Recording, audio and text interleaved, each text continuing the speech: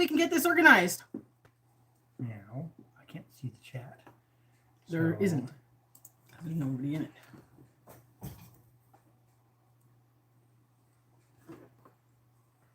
You should put the link. Oh. Okay. But I can go in here and watch, right? Yes, if you're muted. And then I would take the link and put it in the old one. Ah, honey badgers, you found us. Tracy, hi. We are, yeah. Honestly, the live thing is driving us nuts. It has been the last 3-4 weeks where there's just no sound, there's no whatever. It's something weird with the setting on the computers, but it seems to be on both computers, and it doesn't matter if we use StreamYard or we use the YouTube Live, it does the same thing. So we're back. Yes. And from now on, we will just set it up on the phone. Or we just get a... well, I don't know. We need... Well, we're worried that something's happened with the settings on our computers. Alas. And so Windows even update. even using a webcam, I don't think is going to make a difference. Something happened when everything updated to Windows 10. Gotta love technology.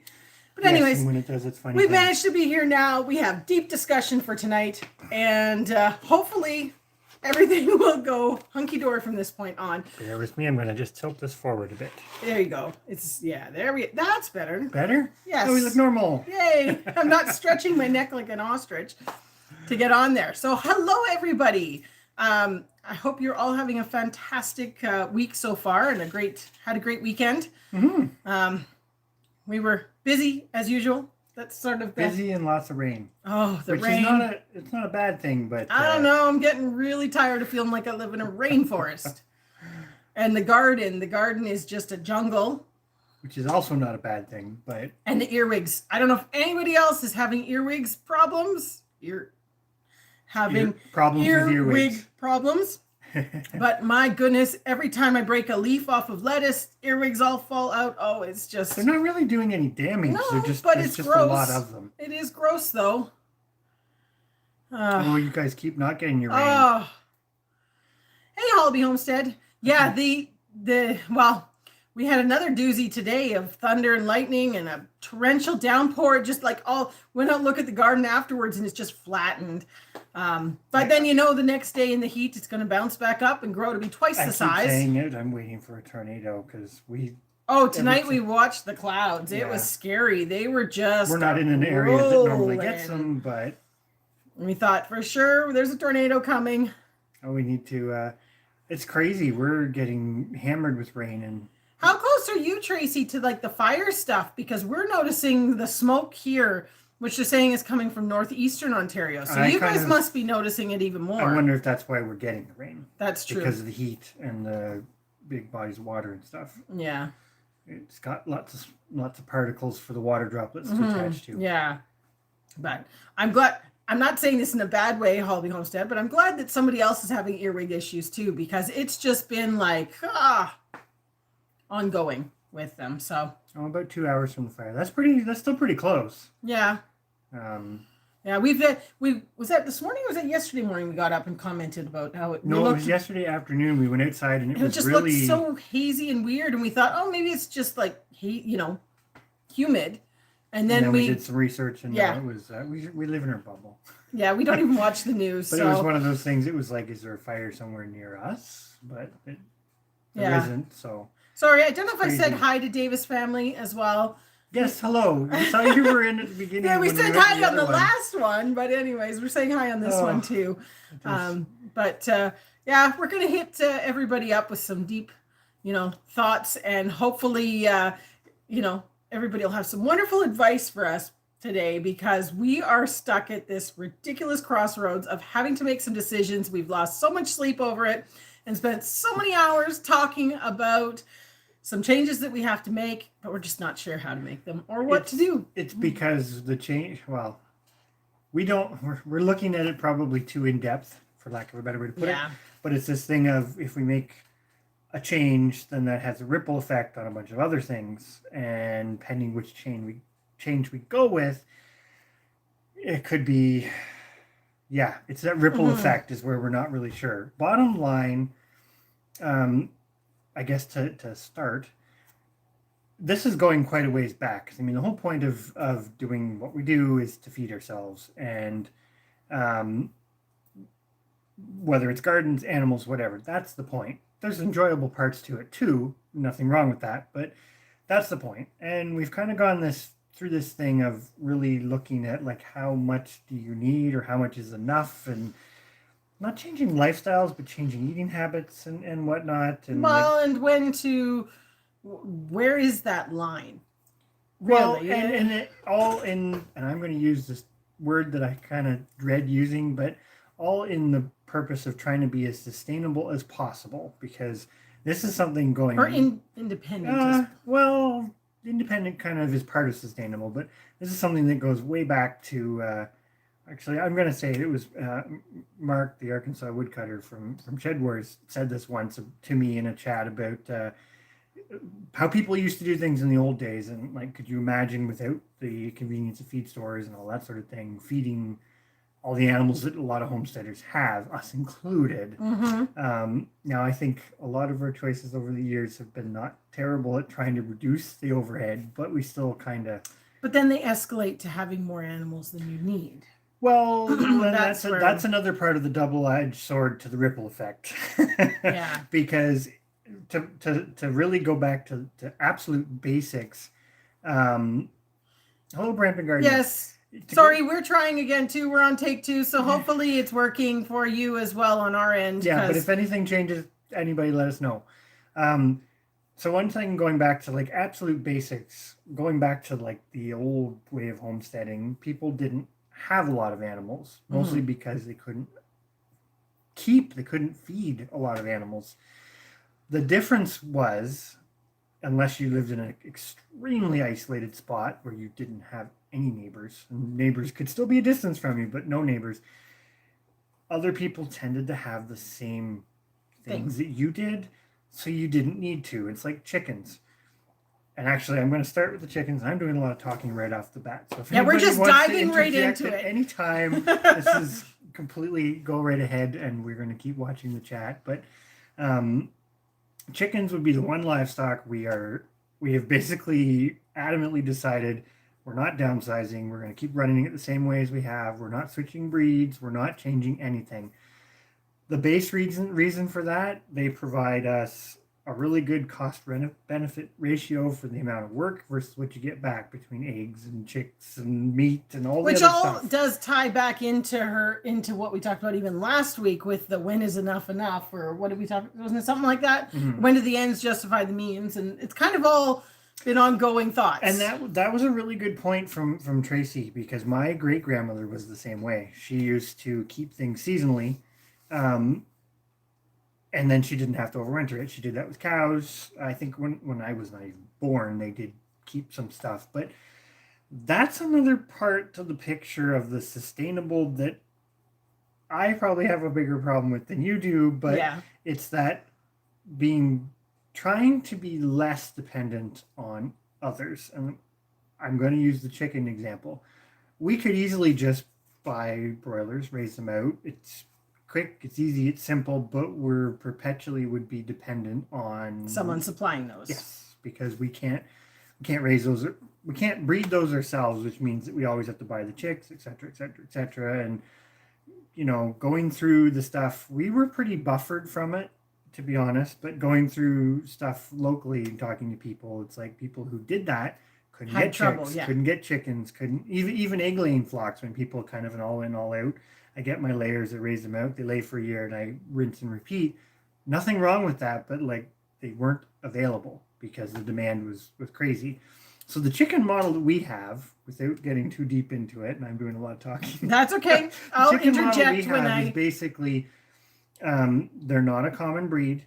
They do what we would like them to do. They lay a reasonable number of eggs for our own use. They brood their own chicks. They basically can be raised out in pretty much any kind of weather. They're very cold hardy. The trade-off is we can't just go and buy them readily.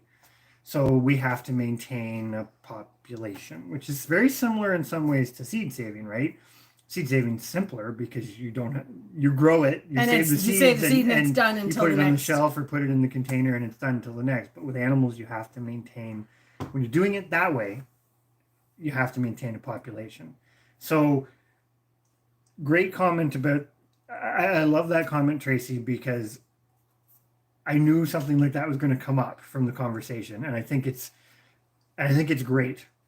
But we're just trying to look at not necessarily being, it's not even off grid, but not necessarily being sustainable on absolutely everything we do to the point that we're not dependent on somebody. The chickens are just a nice example of where we actually can do that, and it actually, the way we have it set up or the way we've done it over the years, it makes sense. It makes sense from time. Basically, we kind of looked at it as we could go with the chickens right now, and well, we haven't bought a chicken in a long time anyways, but for the rest of our lives, we could never buy another chicken, another egg. And we will say we are lucky, and he may pop in here at some point later, but my friend Miles, who breeds the same kind of chicken, it's a very small community between the two of us, but we do have that little bit of an extra safety net that if we have a population of X size that we can keep going forever, hypothetically, we still have access to others, but we don't need to get a new rooster every year and that sort of thing. So that's probably, like I say, I feel like I'm doing a lot of talking, but that's kind of the thought, and that's been sort of we're using the chickens as kind of our model, and we're trying to gauge what is actually feasible, I suppose you could say, to keep doing that model with. Now, doesn't mean that you couldn't do a put and take on it, as Chris, I think you talked about put and take in one of your videos already. You know, you could do put and take with a few things just to give you a little variety, but the main thing we're trying to figure out, entertaining that, yes, is what of our livestock is actually potentially something we could do independently, and there's another not have to. And there's more to that. It's like what Tracy said about phrase, and like, you know, the quality that you're getting, you don't know if it's always going to be the same, because, you know, sometimes I'm going to pick on it, you know, it's not even animals. Sometimes it comes down to wood that you get delivered, and they fell short on time, so you got a bunch of green wood instead of brown wood. Well, it's specific to animals, though. One thing that, I mean, I've been doing this for, is it going on 13 years now? Doesn't seem like it, probably, but I've been doing this for a while, and the one thing I will say from my experience, and not everybody's experience is the same way, smaller animals, you tend to be gambling the quality you're getting from others, whether it's from hatcheries or even other breeders. We've found, and the chickens again is that model, we found that what you start with is usually not as good as what you can sort of select do on your own time. So there's that seems to be a bigger thing with small animals. I'll just kind of put it out there, and I think it's because I don't know how many people actually do breed their own that way. Never been to Peace River, Alberta, but do tell us the story behind this. Yeah, that's interesting. No, it is kind of one of those things. It's just, we've kind of come to the conclusion. I know, wow, amazing that this is. I mean, like, everybody else has probably been screaming at the TV for the last year of watching us that you can't do everything, right? Hello, Chris Hickorycroft, and Plans Promised Land. We're probably going to hit you up on some stuff later, Plans. You're going to have thoughts on this conversation. We are like, I wonder if Plans is going to be in there, because he's going to have something to say. But no, we had a lightning bulb moment. You can't do everything, and as some of our viewers have said, you can't be sustainable at everything. No. You can't have. It's not a complete lightning bulb moment, because we've talked about many times. We're coming from a history of having done some other things. We're just finally admitting that we can't do it. Well, we're so far into it. We've done a lot of experimenting, and even since moving here, we've done more experimenting with things and changed some things up, right? And that's another consideration here. We went from a smaller property where we were pretty restricted to smaller things, because, you know, entertaining a cow on you can do it, but entertaining a cow on the 7 acres or cattle was not exactly in the cards. But now that we have the 38 acres, this is the other thing. That's why I started with the chickens, because the chickens are like and I'm just also a going to interject no-brainer. to say that I'm glad Holiday Homestead that your chickens worked out great with from Frey's, because it's Mhm. always good, because people it's good that you've got something dependable. And I know it is kind of hit and miss. Some people do well, some people don't. It's a gamble sometimes, but anyway, sorry. It was just Oh, because no, that we're on YouTube and on my phone, and we can't figure out how to put up If you comments. see me looking to the side, I've got and the computer side, so I our can see computer's over that way, so we're looking over there to see the comments. And because anyways, they pop up and then they go away on the phone. But yeah. So anyways, just kind of so that's the other part about the moving, right? Is we now have a lot of, well, in the grand scheme of things, we don't have a lot of property, but compared to what we did, we have a lot now. And this goes into the other side of the sustainable. It's not just about population dynamics. In fact, that's actually not the biggest factor. No. I'm going to say it that way. There's definitely things to consider there, but it's also what can we raise and essentially have to feed it less when you have a bigger property. And so that's the other dilemma is when we were smaller, things like rabbits, chickens, we had quite the duck flock. Yeah. Those things made more sense because you could actually. Well, they were a substitute for the larger animals that you couldn't grow. Mm-hmm.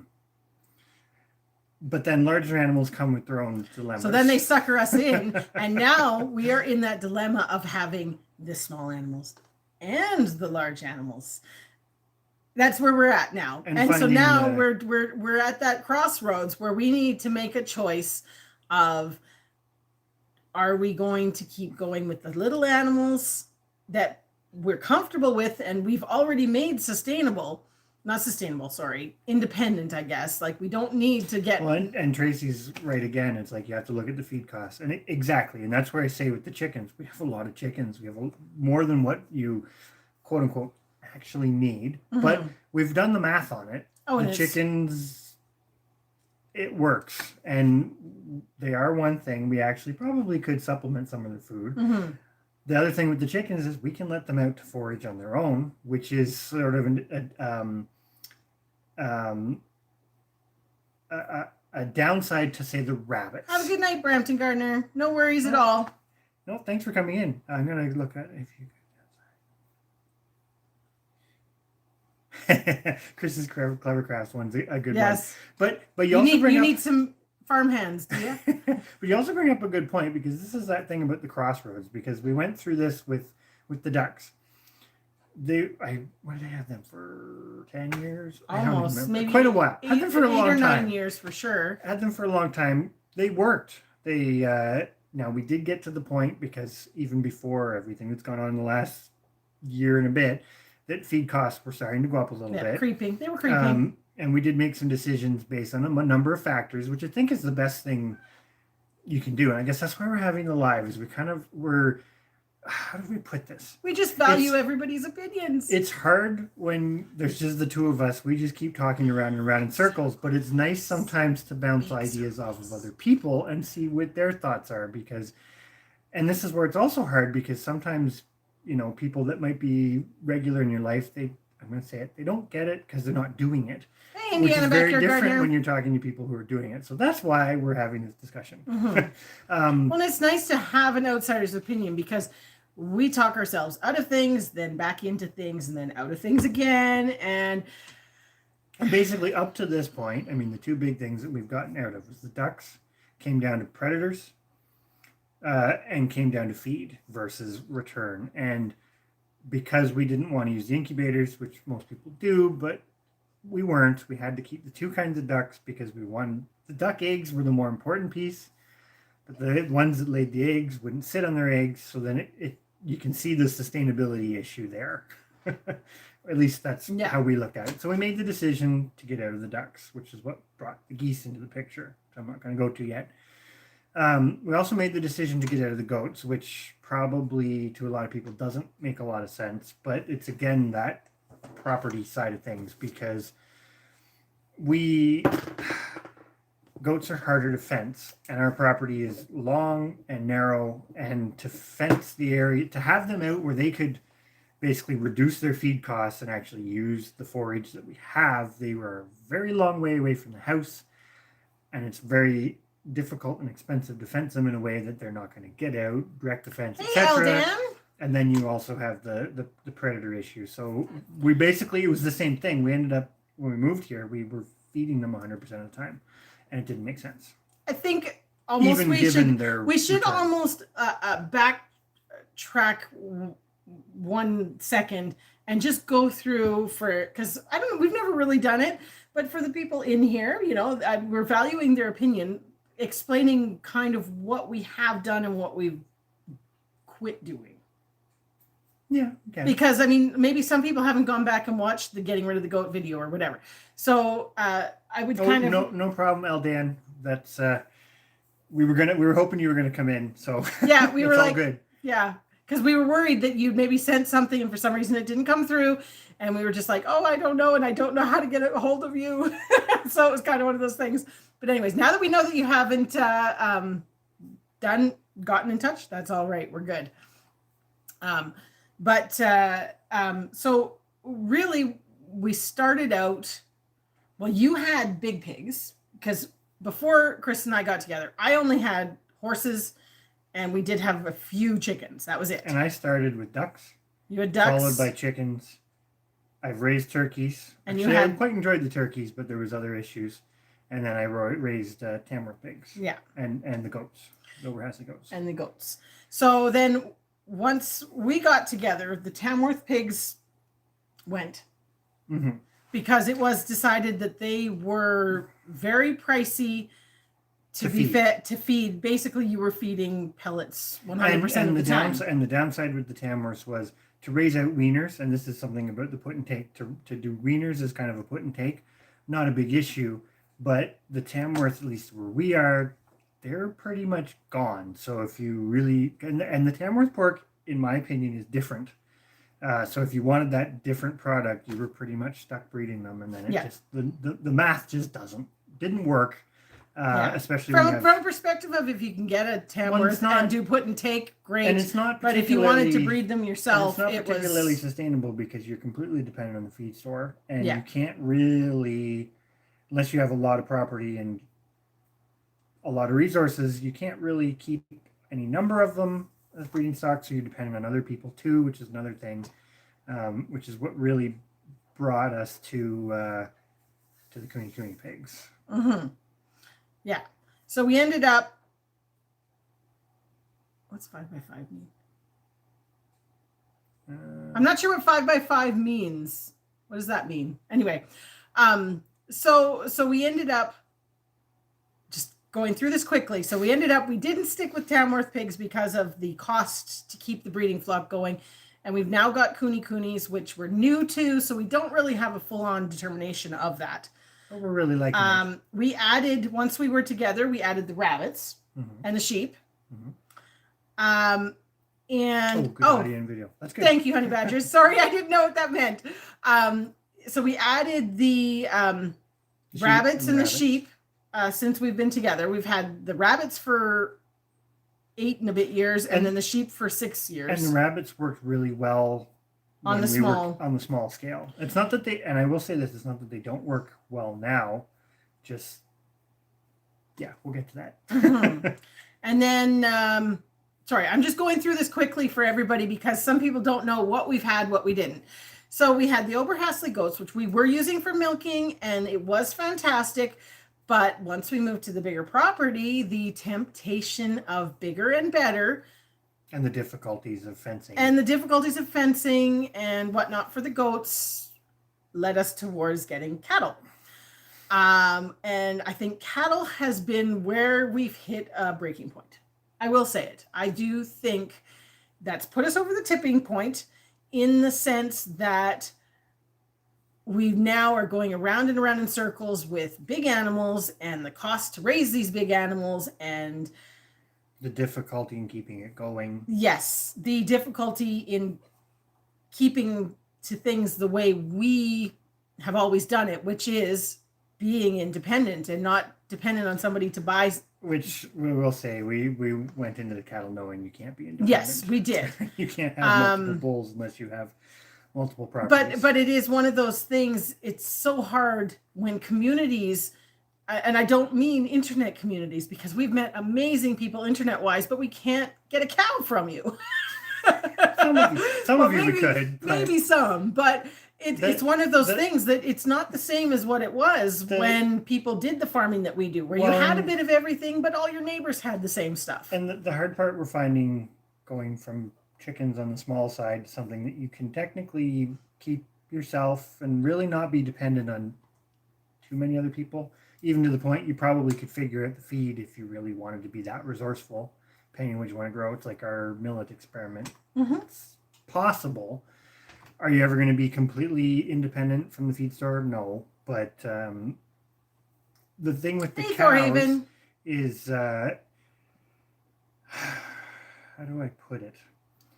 Cows are a commodity to a lot of people. And this is where it kind of competes with the homestead side of it from the scale we would like to go with it. Anyway. Because the principal reason we would have them is for the milk, and the secondary would be for the beef. But if we, to put it in a nutshell, if we stick with the big cattle,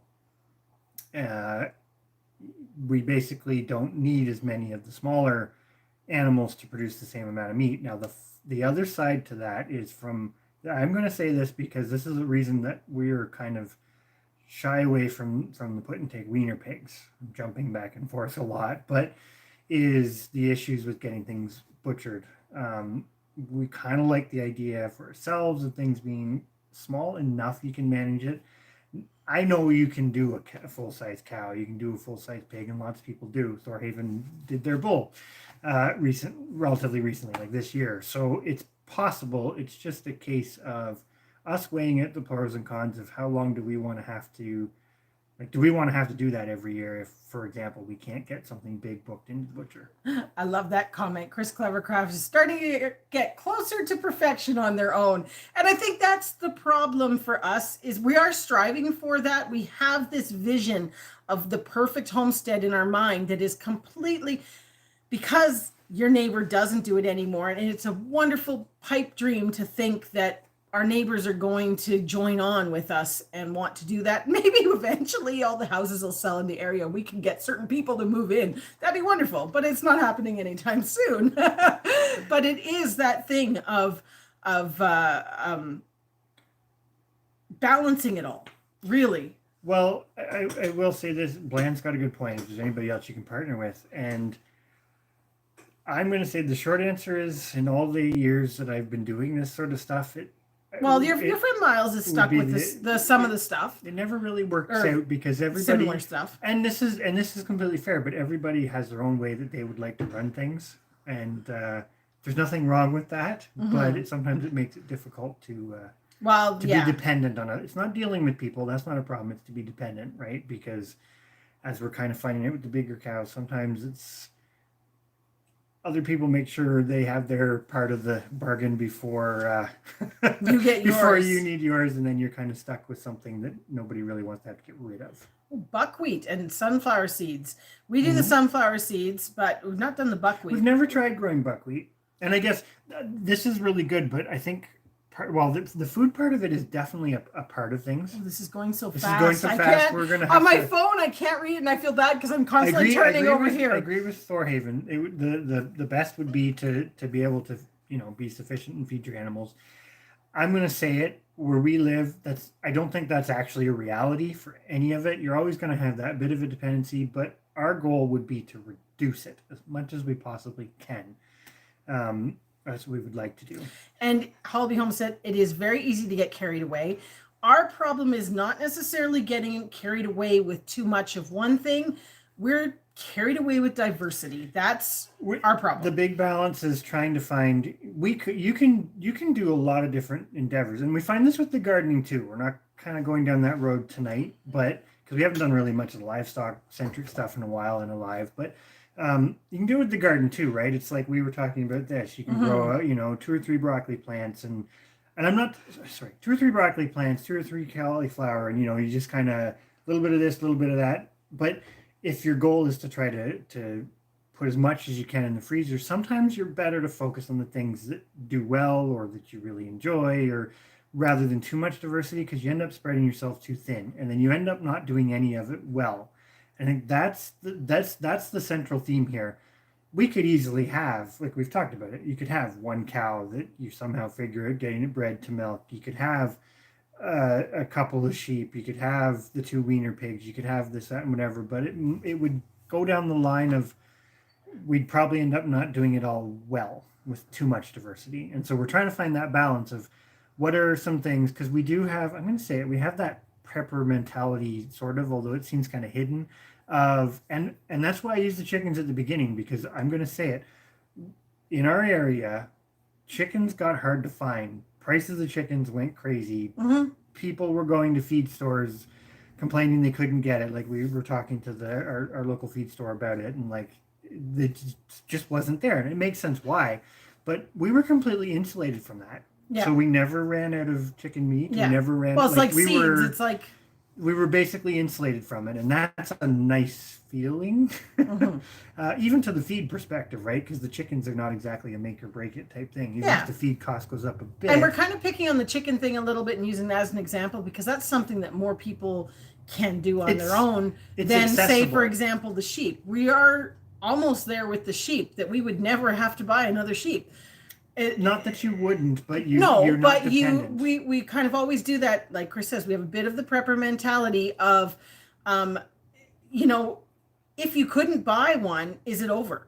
Because that's where we're trying to avoid. We're trying to figure out a way to nicely go through and eliminate things that, if there was a poop hits the fan type scenario and you couldn't just go and buy another one, what happens? Is it over? Because then you've put all this work in for it to be over. Well, into infrastructure and stuff. I think Honey Badger had a good point about, like, especially when that was another thing with us with the ducks. We knew we were relocating, and it was just kind of, that was the final nail in the coffin, so to speak, on the ducks, because it was a combination of things. So I completely understand that.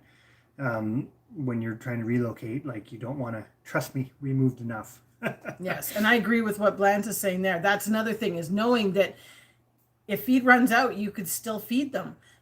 Is there something, and that's another scenario for us, because we're very dependent on the feed store at the moment, because we have so much. Well, we'd like to use the land better, and I think this is something that I'm going to talk about the rabbits for a moment. Yeah, because rabbits are wonderful, and rabbits are a great source of meat. They are pretty economical, but then rabbits go down that slippery slope, because there are ways to do tractors and whatnot, but rabbits do best with space. This is something we can tell you from some experience. Mm-hmm. It's not so much your breeding stock, it's all your grow outs. You still need space for them, and this is something that we're kind of running into, because we've come up with some pretty good solutions for keeping the breeding stock happy. Mm-hmm. But then when you start having lots of babies born, you need that space. So we are kind of at a turning point there, where we either have to decide, do we invest more in the infrastructure to do it well, keeping in mind with the rabbits, because we have the Champagne d'Argents. I'm going to say this with the rabbits. You can't get them. Well, you can't just go down the street and get another one. We like them for their practical qualities, because there are some other, it's not just about how big and how quickly does the rabbit grow. There are some other things that make them very desirable and attractive as a meat rabbit for a homestead scale. That's crazy, Eldan. Wow. Sorry. And but we're kind of at this point where you need to keep X number of rabbits to kind of keep it going, because yes, you can continually breed brother and sister back and forth. You can do the inbreeding, but at the same time, this is again in our experience, we're finding. Thumbs up, everybody. Sorry, I just saw one thumb up. Unless you don't. Thumbs down's fine too, but thumbs up. But it makes sense. It's like the male animal is 50% of your equation, right? If he's breeding a whole bunch of does, then he's 50% of your herd. And so with the chickens, for example, we've battled that by keeping multiple males. And chickens, you can do that, and rabbits, you can do that, but you still end up with creep. And the difference too with the chickens versus the rabbits, because I think these are great comparisons, The chickens, we can keep multiple females in a given breeding group, and it's no big dish. Yes, they might fight. Yes, they may not get along. But the rabbits, in our experience, it's very hard to do that. They work better. And I will say, there are colony situations, this, that, and whatever, but everything with the rabbits requires a fair bit of infrastructure and planning. And if you get it wrong, you're spending a lot of money fixing it, which is, and you can't pasture them, really. You without a, it's not like a cow where you can just... Then we go down the line. I'm going to touch on it because Holiday Homestead asked about the piglets. So I want to come back to Thorhaven. So read Thorhaven's now and remember it so that I can talk, because the chickens or the pigs and the rabbits to me go hand in hand in some ways, because they're competing in my mind, because you need pig pellets, you need rabbit pellets. They are both producing you a versatile meat, and they need you to bring stuff to them. Now, don't get me wrong, kunis love to go out and graze, but we still are finding they need their pellets to do well. You need to have infrastructure to separate them.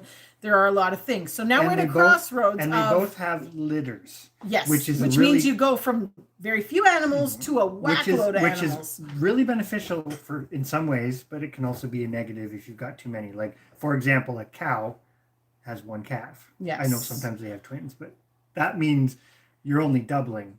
A pig or a rabbit has a lot. A lot. You're getting to, you're getting between 5 and 12 animals every litter, and you can breed them multiple times a year. So then you've got that. So do you need all of that? And which one is producing you more value for the dollar? And your time investment and all that sort of stuff. So we're kind of, it's great to hear people's feedback on this, but at the same time, we're still going around in circles. But we just wanted to have a chat about this because it's going to come up in our videos in the upcoming future, because we have to make changes, and we know this. We've been coasting along for months trying to make it all work and driving ourselves absolutely batty. So that's where we're at now. Kuni pigs. Yes, probably we will be selling them. That's the plan. Holiday Homestead, that is the plan. So I will say with the kunis, and they're so cute. Oh my gosh, we've made the decision to do them, at least in the short term. Not as put and take, but as always independent.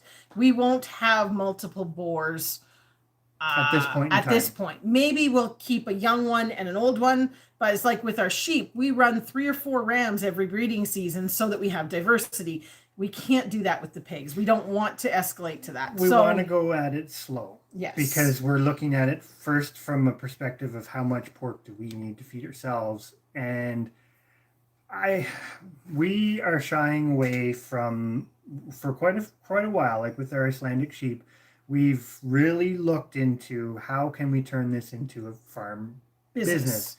And this is there's all these factors, and this is where nothing is. And hopefully you guys are all following this, because we're trying to cram 2 weeks of conversations into one live. I'm going to go back to Thorhaven's thing. I think it's good to, like you say, you're trying to milk the and Highlands, this has come up for us because of our... We will get to that, but that's a really good point, because you're looking at something from sort of a non-traditional perspective. Because the Icelandic sheep are supposed to be really, really good milk quality, but you don't get much. And like Thorhaven, everybody looks at, and I know we have a Jersey right now, because at the time it was a good price. It was a good quote unquote investment, and she's been fine and whatever. But there's a part of the Jersey that scares us, because we know that one cow will produce you more dairy than you possibly need, but those cows have been bred over time to be more productive than they potentially should be for the kind of endeavor that you would do on a homestead. And so there's a risk of getting into some trouble there.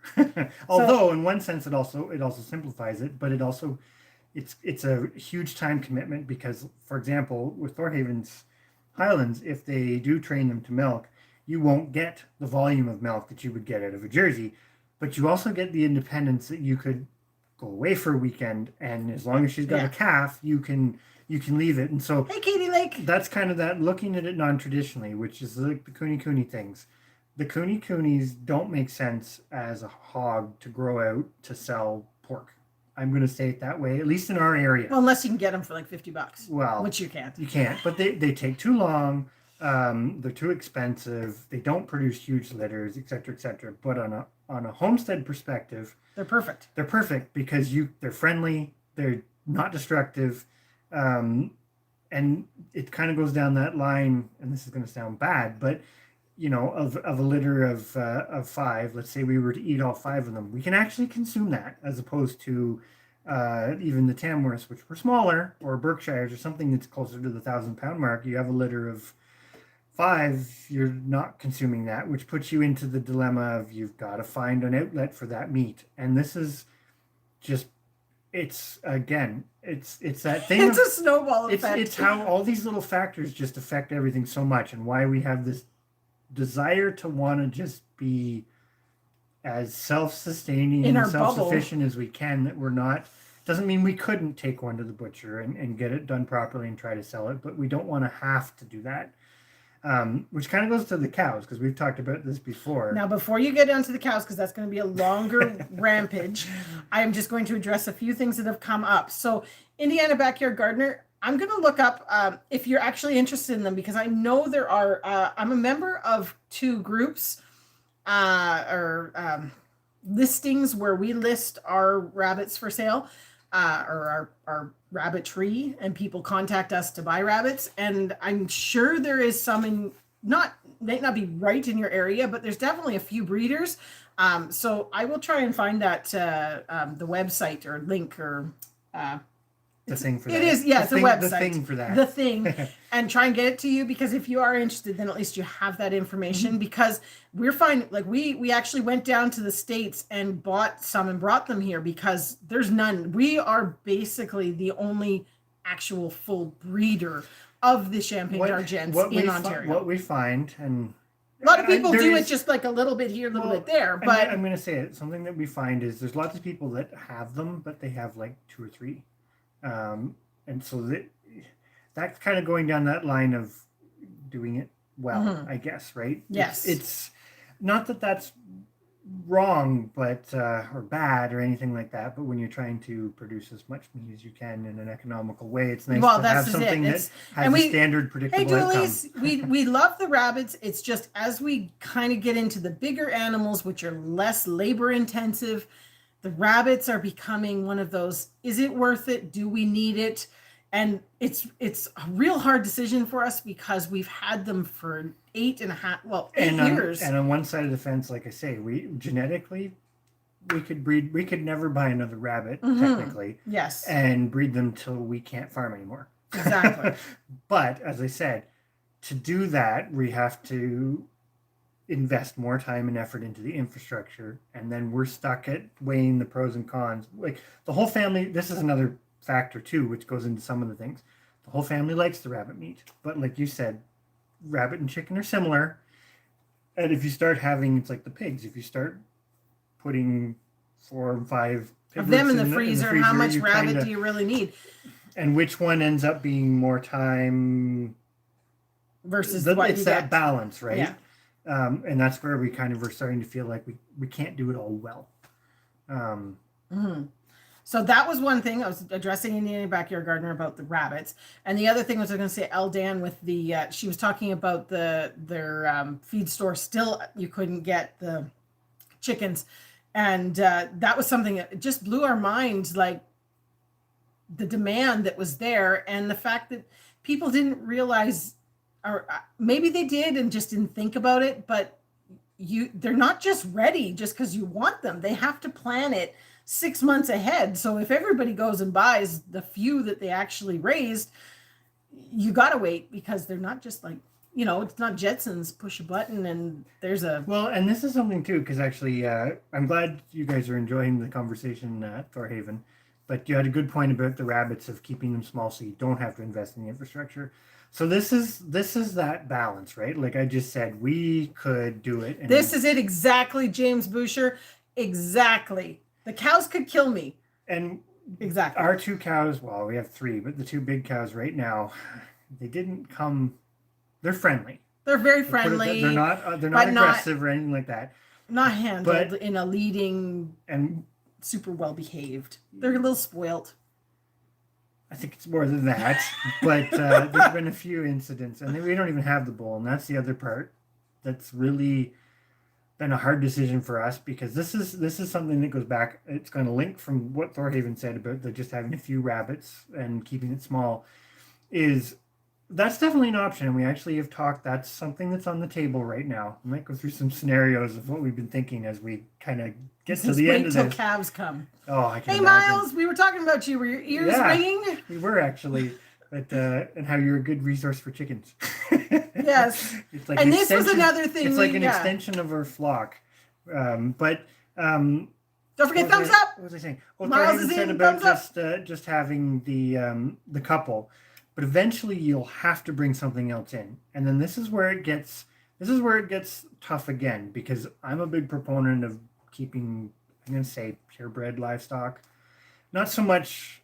I mean, yes, there's the history, there's all that sort of stuff. That stuff's neat, but I'm more interested in the production qualities because not every livestock is completely different, but a lot of them have different qualities that suit different situations. So that's where I'm coming from with it. It's like my chickens or our chickens. I have no interest in crossbreeding. Your chickens. My chickens. When they're back to my chickens. But I have no interest in crossbreeding them because I like the production qualities that they have. And by keeping them the way we do, we keep that production quality.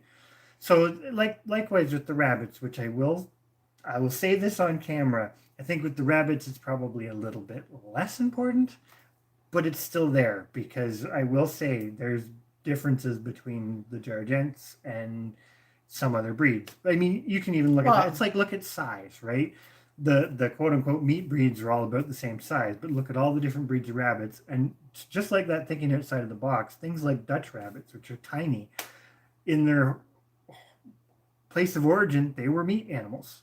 So the size is just a modern, a very modern, I'm going to even say Western way of saying a meat rabbit has to be this standard.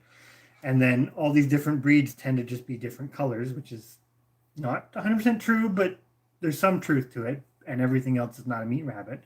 And this is the dilemma with the cows, because the difficulty in keeping the production qualities that we want from them is the difficulty in potentially entertaining the idea of the crossbreeding. Well, and I went into cows potentially with blinkers on. I'm gonna interject. Gonna go to Bland's comment about the Angus and the Hereford crosses and the black balls. Well, you said this many times. This is something that I've said many times. If you just get a black cow. If you want cattle to do an income, at least in our area, I'm just gonna say that in our area, do it on a small scale, and you're gonna generate an income. So this is beyond the homestead scale. It just has to be black. Basically, it just has to be black, and you'll be able to find an outlet for it. Are you gonna get top dollar? Probably not, but you're going to move it. And anything else, with the exception of, like you say, with the Herefords do too in our area, not as well, but they still do because there's still a lot of Hereford people here. But you're pretty much doing that. But that's going down, and we've thought about it. We actually have thought about it because we have 38 acres. So you could, for example, you could keep the chickens, the rabbits, the pigs. Let's just say you just keep those three and produce all the meat you actually need and do black cows as selling. But we're not 100% sure we want to go that route. We kind of like the idea again of if we have it, like we're the primary users of it. And it's not that we couldn't sell, but like we say, we've always come up with roadblocks that unless you can take it to a sale barn or you can have it's like a middleman come and haul it away, you're pretty much stuck where we are. Lance is saying about the horned, and that's where we liked our two girls because they're polled, and we've even talked about the low-line Angus, isn't it low-line? The small one, yeah. And to keep the size down, but that would keep the polled because they're supposed to be polled. And hopefully our girls have a black face. They have, the markings would be a big. You could do it, but then this is where it gets into bigger philosophical stuff. Yeah. It's like the philosophy of homesteading. is the cow we have is quite rare. So it's like, if we can't do it properly, should we be doing it? Should we be doing it that way? Because you're basically throwing away that. Yeah, there's and this is another opinion that I have about the crossbreeding. Crossbreeding is not a bad thing, but others have to be doing the same thing, because especially with the big animals, you can't do it on your own unless you live in the western states and you can have like a couple thousand head of cattle. You're not doing it on your own. So it has to make sense. And I think even the smaller things are the same thing. Like, you have to have a goal, because ultimately you're looking, if you're looking at it for production qualities, meat, milk, eggs, whatever it is, you're wanting to look for that. Hey, Gypsy and Vanilla Gorilla. How you doing tonight? So that's a whole lot of stuff that we've been. So how do you like being bombarded with all of that? But there's going to be some discussion on this coming up in our videos. We're going to be going through it. We are going to be making changes. I mean, I'll do the big reveal, because the people here, it's good. They're our usual people, and the things that we kind of feel are potentially on the chopping block for us. I'm not saying chopping block, but maybe downsizing or figuring out different ways to do it, is the rabbits. And the cows are a big one. We got into it and maybe got in way over our head and didn't know what we were doing. I kind of started this conversation. I went on with blinkers, and I thought, Miles is butchering rabbits right now. Well, we butchered rabbits on Sunday, so that wasn't too bad. Yeah. And then once you butcher them, you go back around full circle with this is why we keep rabbits, because it's a lot of meat for very little. Anyway, going back to my blinkers story. I kind of had this illusion of every movie, it's the girls going down the road, leading their Jersey cow, and they milk out in the middle of the field, and it's a hunky-dory life, and everything is just wonderful. So we bought cows, and it's not like that at all. It hasn't been bad. It hasn't been bad. And I think this is one thing I want to be clear again, because there's a lot of people coming in. We're not biased towards anything. We're just trying to find a balance that works for us. And we're having the conversation because livestock are something, as soon as people get some land, they usually gravitate towards it. And if you break down anything, you can find excellent reasons to have it, excellent production of whatever it is that you're producing from it. Like, everything has its excellent qualities, but sometimes it's talking about the ones where it's like, does that really fit with how I want to do it, or what I'm expecting, or what does it taste the way I like it? Or that's where it sometimes falls apart. It's like, and this is where I think, like you said, we have a couple different thoughts of how to move forward, and I'm trying to keep up with the chat a bit, but there's some interesting tidbits that I see come up in there that it's like, we're not like, it is in line with. I'm going to go with Blanche. We watched your choosing a bull video, loved it. It was great. And what you have there with your bull and standing out in the field, and he is well behaved and well mannered, is what we want. The downfall is, I think anyways, with the breed that we selected being so rare, that really, you're getting what you get. There is no selection. Well, there is, but you're not. I had this illusion of how it's like what we get with Daisy, where we bought a calf, we bottle fed it, it's leads, it loves you, it's going to follow you around, and all life is great. Homestead is a good one. Lots of cows equals lots of work, and that's another thing. Yeah. So one big change that's going on that has nothing really directly to do with livestock is we're getting rid of our tractor. Yes. Spoiler alert. Tractor is leaving. Somebody's very excited. Well, it's going one way or the other. Yes. But mostly because, and I'm going to say it this way, this is going back to the ideal on a homestead. And I'm saying kind of homestead scale because some of this conversation does bleed into, could you make money with it? Which to me goes a little beyond homestead. We've never been able to really make that work. But on a homestead scale, there's this nice idea that everybody is a jack of all trades. That's not realistic. That's not a realistic goal, in my opinion. You can learn a lot of things. It's good to learn a lot of things. It's good to have a lot of skills, but it's also good to know where it's beyond your capability. And this is where the tractor and generally machinery in general, no matter the best of intentions, usually comes into that for me. So we've basically found the tractor has been more headache than it's been benefit. And I mean, we've progressed with so much stuff without it. Yeah. That it's kind of like, we end up losing days trying to get it going, trying to do this, trying to do that. Or putting off jobs till the tractor's going to work again when we should have just done them. You just lose that time, and that's actually a negative. So yeah, that's another thing. So that's one thing too, where on the big cattle, basically, I will say it, we're pretty much sure we're not going to keep with big cattle. That being said, the one way that for us we think we can make it work is if you only have the one or the two, but then you have the bull dilemma. And for our girls, there's no AI option. Well, you've either got or you're crossbreeding. Yeah. But I'm sure most of us have seen things like Homesteady, for example. They time and time again have had issues with AI and breeding their heifers. And I know, don't get me wrong, there's tons of reasons for that, but it's just like we've looked at what we consume in dairy products in a year, and we're just not 100% sure the model is worth it. And if we do that model, even if we do the bull, the only way that we feasibly could do it here, and this is based on limitations just where we live, would be to you buy it as a calf and he's gone to the butcher before he's 2. We don't think we could keep a full-size cow bull here. And if we did do that, we basically really wouldn't need a lot of the other stuff. Drops, you need to move closer so that we can call on you to come and fix stuff. Because he's talking about we can do his mechanic.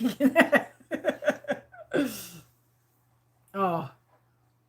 But that's one scenario, is just get out of the big cattle. The other one is, you keep 1 or 2, but then... Oh, that's what you're talking about, getting a walk behind. Yeah, that's what I would like to do, just for pasture maintenance. Because we've been using, going to the tractor part, we've been using the weed eater. And I want to get some different, we've got the interchangeable steel one with the different attachments. And I want to get some attachments so that I can just manually do it. Because the one thing we've been finding with the sheep, and this is going back into using the property, they're good, but they're not perfect. But the longer you use the pastures, the better the pastures get. So you need to do a bit of maintenance up front. It'd be nice to have the brush hog, but at the same time, if the tractor won't work, you can do it, and it's still going to get you to that goal eventually. Maybe slower, but you're still going to get there. Yeah. Bland had Yeah, I think that's the thing for what he's saying there about the bull and having good fences, and that's I think where we hit a roadblock because we're not there yet, and we just bit off a bit more than we were ready for. It is partially. Also doesn't help that our neighbor has our neighbor like 50 feet from I guess it's about 100 feet from the barn. Yeah. Has a bull. He's well behaved, but he's a very nice Hereford bull. He's well behaved on very minimal fence. Let's put it that way. Yeah, he's just a single little strand of electric. That's all that kind of keeps him in. But anyways, he's very well behaved, but we have found, we will say this is the one positive to cattle, exactly like Bland's saying, is a relatively simple electric fence does wonders, because we do have that set up to a degree, and it's far easier than, say, the sheep, where it needs to be a little Yeah, the electric but yes, works. we do have the hot wires, and it works well.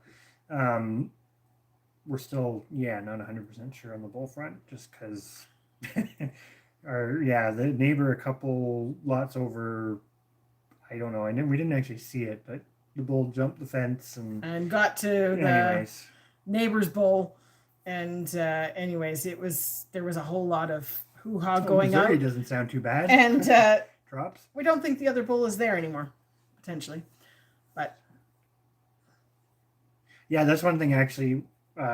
The pigs are great because they do respect the hot wire. Oh, it doesn't even have to be on. This is where we just said the pigs is it's incredible how good they are with the fencing. And to be honest, our girls are pretty good with the fencing until they start talking to the bull next door. And then I get a little bit worried about it. Even like that's basically exactly what we were hoping to do.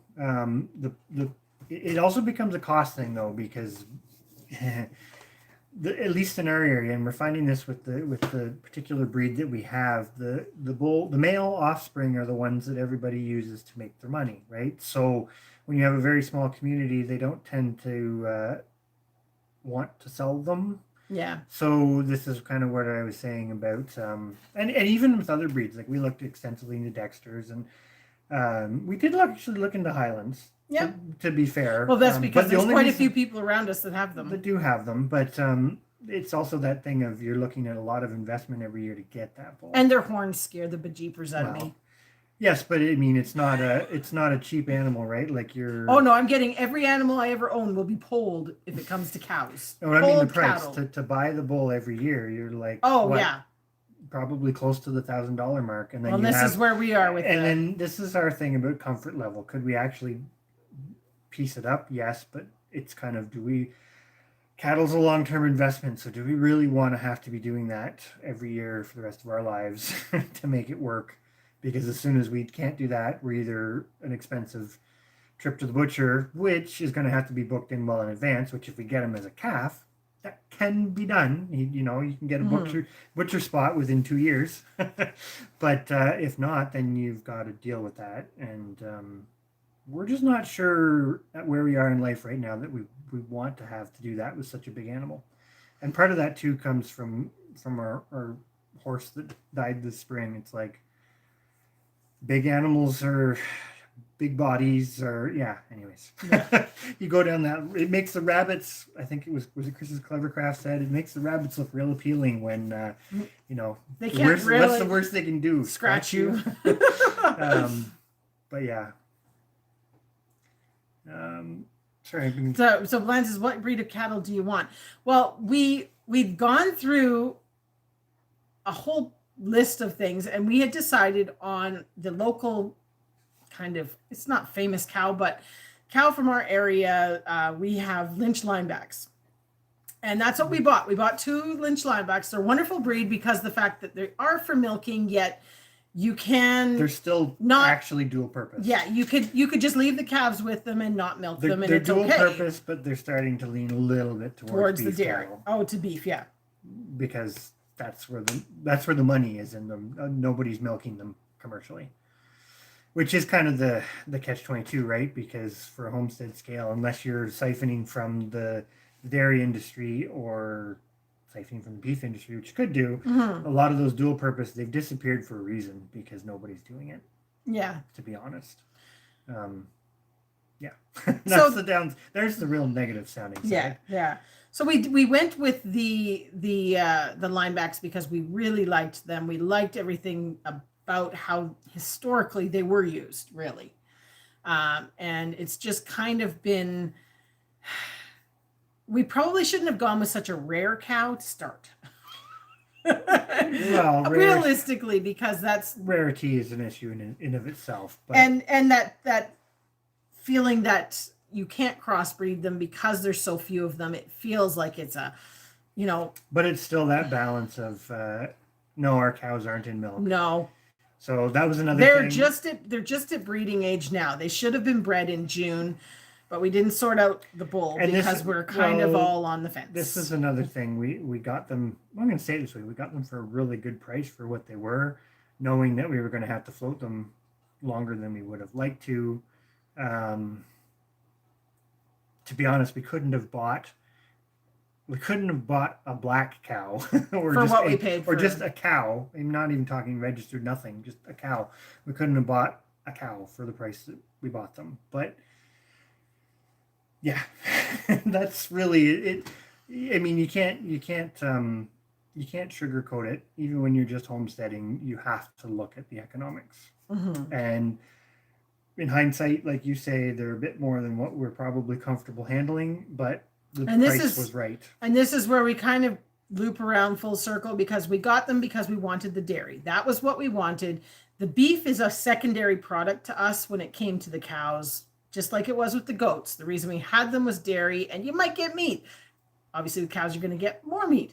But it's kind of one of those things like what Thorhaven was talking about with should we get milk cows? No, we're just going to figure out milking our Highlands. Well, it's not quite the same, but now we're kind of like, well, maybe we should milk the sheep or try something else because we found. Well, and we're also looking at, like, we've gone off on a big tangent specifically about the cows. Basically, it comes back to we do want the milk. Now we've looked into the sheep. We don't know how many Icelandic sheep, like we have them, right? So, and we love the meat quality, and that's something about the sheep, despite all of their difficulties and their loudness. The loudness drives me nuts at times because they're the only animal we have that is Yells being at you. loud at you. Everything else is kind of talking to itself, or okay, the pigs at feeding time let you know they're hungry, but the rest of the time they're very quiet and they're very pleasant. But the sheep, it's like they see you and they're like yelling at you, for lack of a better way to put it, which I suppose is a good thing because that means that they're well looked after. But it's annoying. But the product we get is that the meat from them is amazing. And this is another thing. Another option on the table is to get out of cows completely, not have cows. We probably couldn't supply all of our dairy needs based on what we kind of would consume in a year between butter and milk and all the other things. We've sat down and done that exercise, but we definitely could subsidize it significantly. Like we said, when we used to have the goats, the sheep. We used to make feta cheese and we cheese did stores. feta cheese for the whole year. And even if all we did was make feta cheese out of the sheep milk, which I know we would do more than that, but we would save $680 a year. So that's something we're going to entertain, but this is another balance. It's like we know we want to keep. Hey, Guten we want to keep upping the vegetable production side of things because that's definitely a money saver, not necessarily a time saver, but a money saver. And it's, worst case scenario, you end up the plant dies or the food spoils if you run out of the time. It's a bad feeling, but it's kind of not the worst thing that could happen. But we still want to produce as much meat as we can because meat's kind of that one, I'm going to say, sort of questionable. and we have the land to do it. We also know that we don't need meat like no tomorrow. There are two good ones coming up here. I'm going to start with Bland's comment on to Tracy about the butcher. And that's another thing that concerns us when we go into cows. We're not set up to butcher a cow. And with the way butchers are disappearing around here, it's not going to be able to get something butchered. You're going to have to be able to do it yourself. And that's a big thing. That's a big thing about meat production for us, period. It's like the chickens, the rabbits, the geese. No problem for us to do that. We've done that for many, many years. The sheep we can do. You need to scroll me back to Guten Yardning's comment because I can't remember. I wanted to do Bland's first, and then Guten had a great question. The time before what is the turnover time? And that's something that That's a big loaded question, actually, Guten Yardning, because it really depends. And this is something that this was one of the things why we got into the goats too. Just one of the things, because the turnover time was long, like you were 7 or 8 years, and then. But turnover for butchering, do you mean like turnover for an animal to become productive, a product, probably, I'm assuming both, or to actually make you money, or because there's a whole whack load of different ways to look at that. As far as for meat purposes, I mean, your cow, obviously, you're 2 years, pretty close to. And we still have the dilemma with our 2 cows. They're not even bred yet. So we've still got a year of breeding and then 2 years. The sheep, on the other hand, depending on when they're born, like we're a little late this year, but we've noticed with a bit better pasture management because we've got more fencing, they're growing a lot better. They're a lot bigger than they were at the same age last year. This year, they're a lot bigger than they were last year at the same age. Oh, yeah. The sheep... You technically can butcher them within less than a year. Yeah, we butchered. So our sheep are born in May, and we butcher in January. And we'd like to bump that up to in April. Yeah, we'd like to get them so that it's all in the same year cycle is what we would like to do. Especially now that we've established we can actually butcher them ourselves, where before we were getting them booked into the butcher, which is booking 14 months out. So basically you have to book your stuff in to be butchered before it's even born, before you know what you got. Which there's another plus to cattle. That's not a big terrible deal because you actually can wait until it's physically born and then book it in as soon as you know that you're thinking you're going to do that. So Guten was more along the lines of when you needed to replace the harvest. So You are butchering basically, like the rabbits, for example, are butchered at max 14 weeks of age. So you are replenishing them. If you need the meat, you're replenishing them. You're basically having a new litter born every 14 weeks if you can arrange that. Do we need that? No, that's the big dilemma with the rabbits is we breed them once a year because we don't need the meat because we have so much other meat. So our cattle aren't completely free ranging right now. We basically, this is another thing. Our cattle are spoiled. You're in the south, so you probably don't. You're going to laugh at us. But one thing we're finding here is in the summer months, they don't like the bugs. To the point they tend to destroy some of the pasture. Trying to get away from it. Yeah, whether it's trashing trees or. But we have this thing where like everything is quick, right? It's like our growing seasons. You get to May and then it's kind of like this rapid, and we're not even that far north as far as Canada goes, but we are giving too many hints. One option, hints are fine. We are actually seriously considering if we do stick with cattle, going to something a lot smaller and a lot more heat tolerant, because we're almost starting to find. Oh, like that's. But the one thing is we're starting to find that the summer months is when the pastures are available. In the winter, it's not growing. So cold hardy is great, but if you're restricted, we only have 30 acres. If you're restricted on how many cattle you can have, I mean, a lot of people do keep them in or near the barn anyways, and then you end up with a sacrifice area, but there's no advantage to them being at the scale we're at. There's no advantage to them being out in the pastures because they're just going to damage it when it's not growing.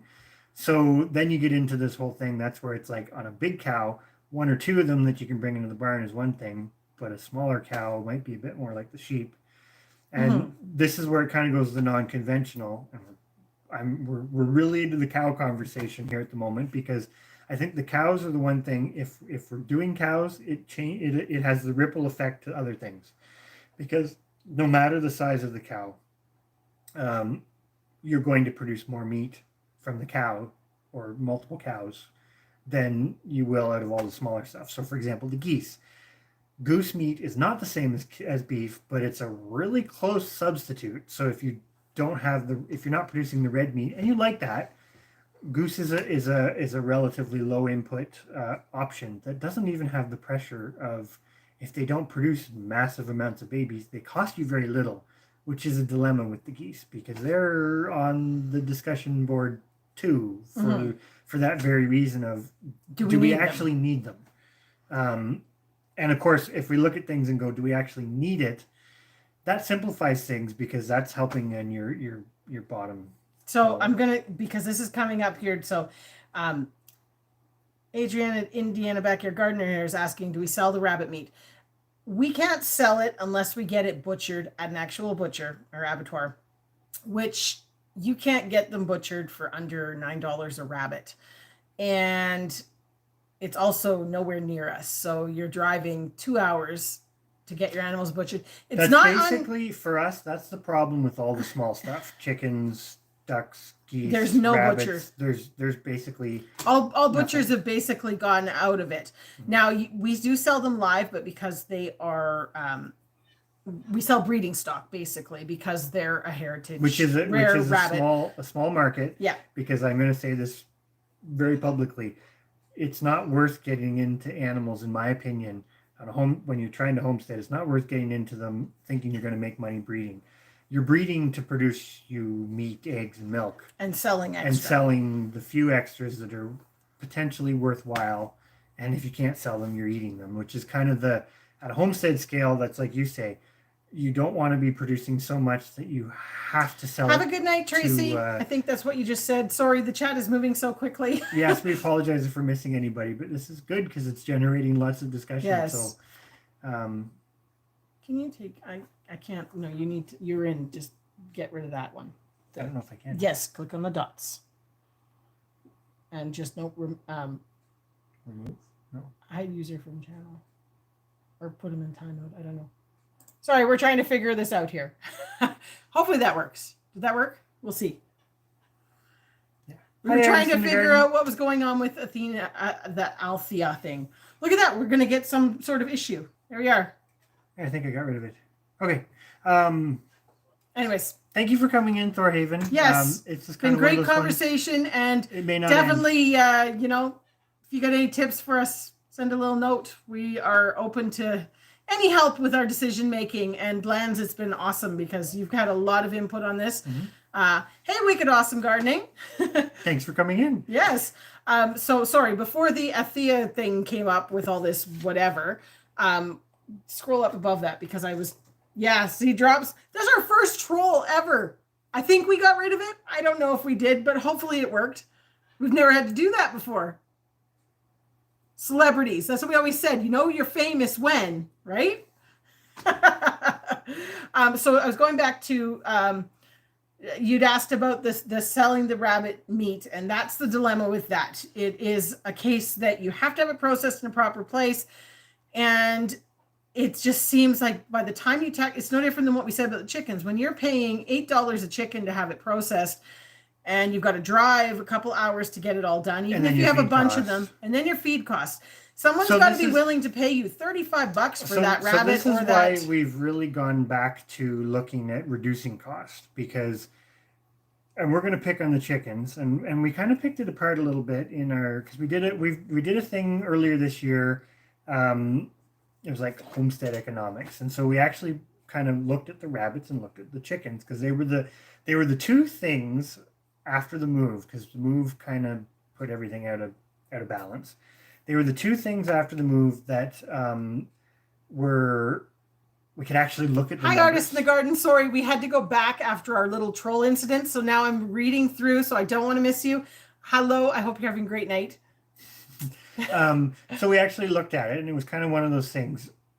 In a nutshell, all things considered, we were able to produce the chicken, and last year wasn't great because we didn't produce as many of them, so it didn't work out as well. But the chickens kind of break even for us, and so breaking even for us, that's saving money because that's not factoring in quality, because that's something we can have control over, right?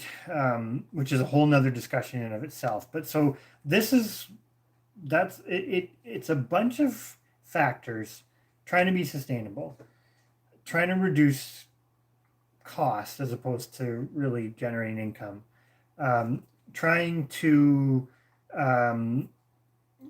look a bit more at what do we actually need, trying to weed out the experiments, because we're kind of, our channel's new, but we're not new to this. So you're always going to experiment, you're always going to learn, but we're kind of getting to that point where the experiments, I'm going to say, are almost at an end, at least not vegetables, because that's easier to do, but like the big livestock stuff, because there's other repercussions of infrastructure and time and all that other stuff. And we're trying to also look at how can we utilize our land best without destroying our land, one, to also reduce feed costs, two, and that's kind of a tough one because it's like the two polar opposites. You know, cattle are pretty easy to fence and put out in the back 40.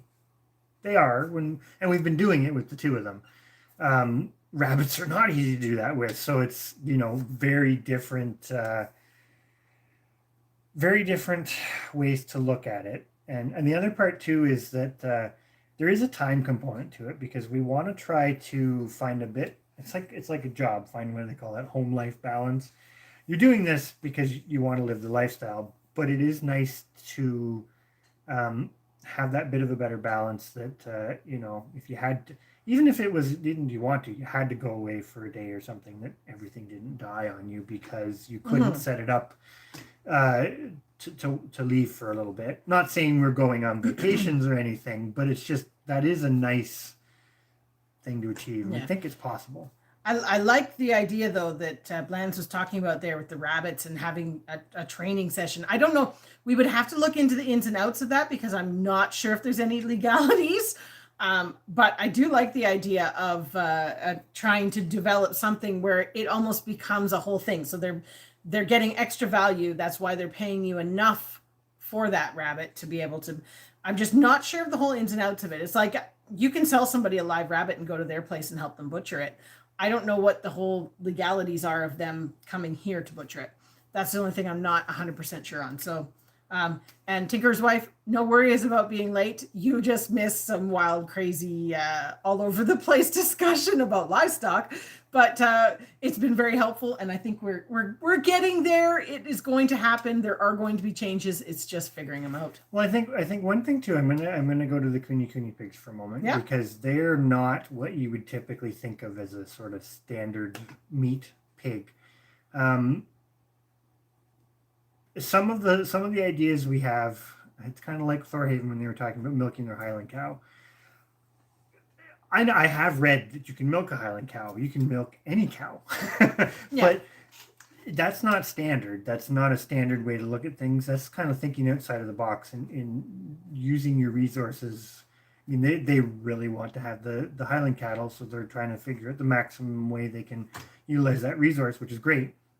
And I think that's ours is going back to, we want to have a sustainable property in that we don't want the livestock and the gardening and all of that sort of stuff to destroy some of the other values that are here, but we also want to use it to help us produce food. So that's kind of our ideal, and sometimes the solutions to that may be thinking outside the box a little bit. Yeah, but it's all interesting. It's all food for thought, really. But it is. Well, it is. Sorry, I'm looking off to the side. No, sure I haven't missed anything. You got to catch up on all the chat because I've been trying to follow it. But yeah, it is like you say there, Patty, about working smarter, not harder, and trying to figure out the balance, because it is to that point that we've realized we can't do it all, and we certainly can't do it all well. And when you get to that point that we don't want to get to the point where you have to make a last minute split quick decision because we want to have time to think it all out and do it smartly. And that's where we're at. Nothing is on the chopping block and going to be gone tomorrow because we can't. We have watched The Biggest Little Farm, I believe. Yes. Yep. Love that one. Actually, I like Drops. I think maybe you and I were talking about this in another live at some point in the relatively recent past, but you've got a really good point there about not necessarily butchering everything all at once, like the chicken thing, right? Like the broilers. The broilers are, in my mind, and there's nothing wrong with it, but they're the ultimate in put and take meat production. This is why we like the heritage birds, because you just butcher them. They're not all ready at the same time. Yeah. Now, the other thing I will say, and this is something that kind of factors in a little bit with the rabbits, because we tend to get quite warm summers, and I know Miles is butchering rabbits as he's watching this, if he's still in here. But one thing that we don't particularly like is having to butcher in the middle of the summer, and part of that's competition with the gardens. We would much rather, this is just a personal preference, and this is another reason where we're kind of starting to shy away from the rabbits, even though the rabbits are one of the things that we're so close, like we don't have to buy another rabbit to keep it going. But the rabbits, we have that. It's very hard for us to keep all of our butchering out of the summer months, and it's still doable. It's just not as pleasant. Well, and the other thing that's come onto the table this year to veer a little bit away from the livestock, for probably 7 years, realistically, we have focused on the livestock and the gardens there, but it's never been as important as the livestock. And the one thing we've noticed over the last, I would say 3 years, is the slow creep up of cost of produce in the grocery store. It's not, meat is too, but that doesn't necessarily affect us. So now we're starting to see it more in the garden, and we recognize the importance of growing more garden. And that, we are now learning, is amazingly time consuming.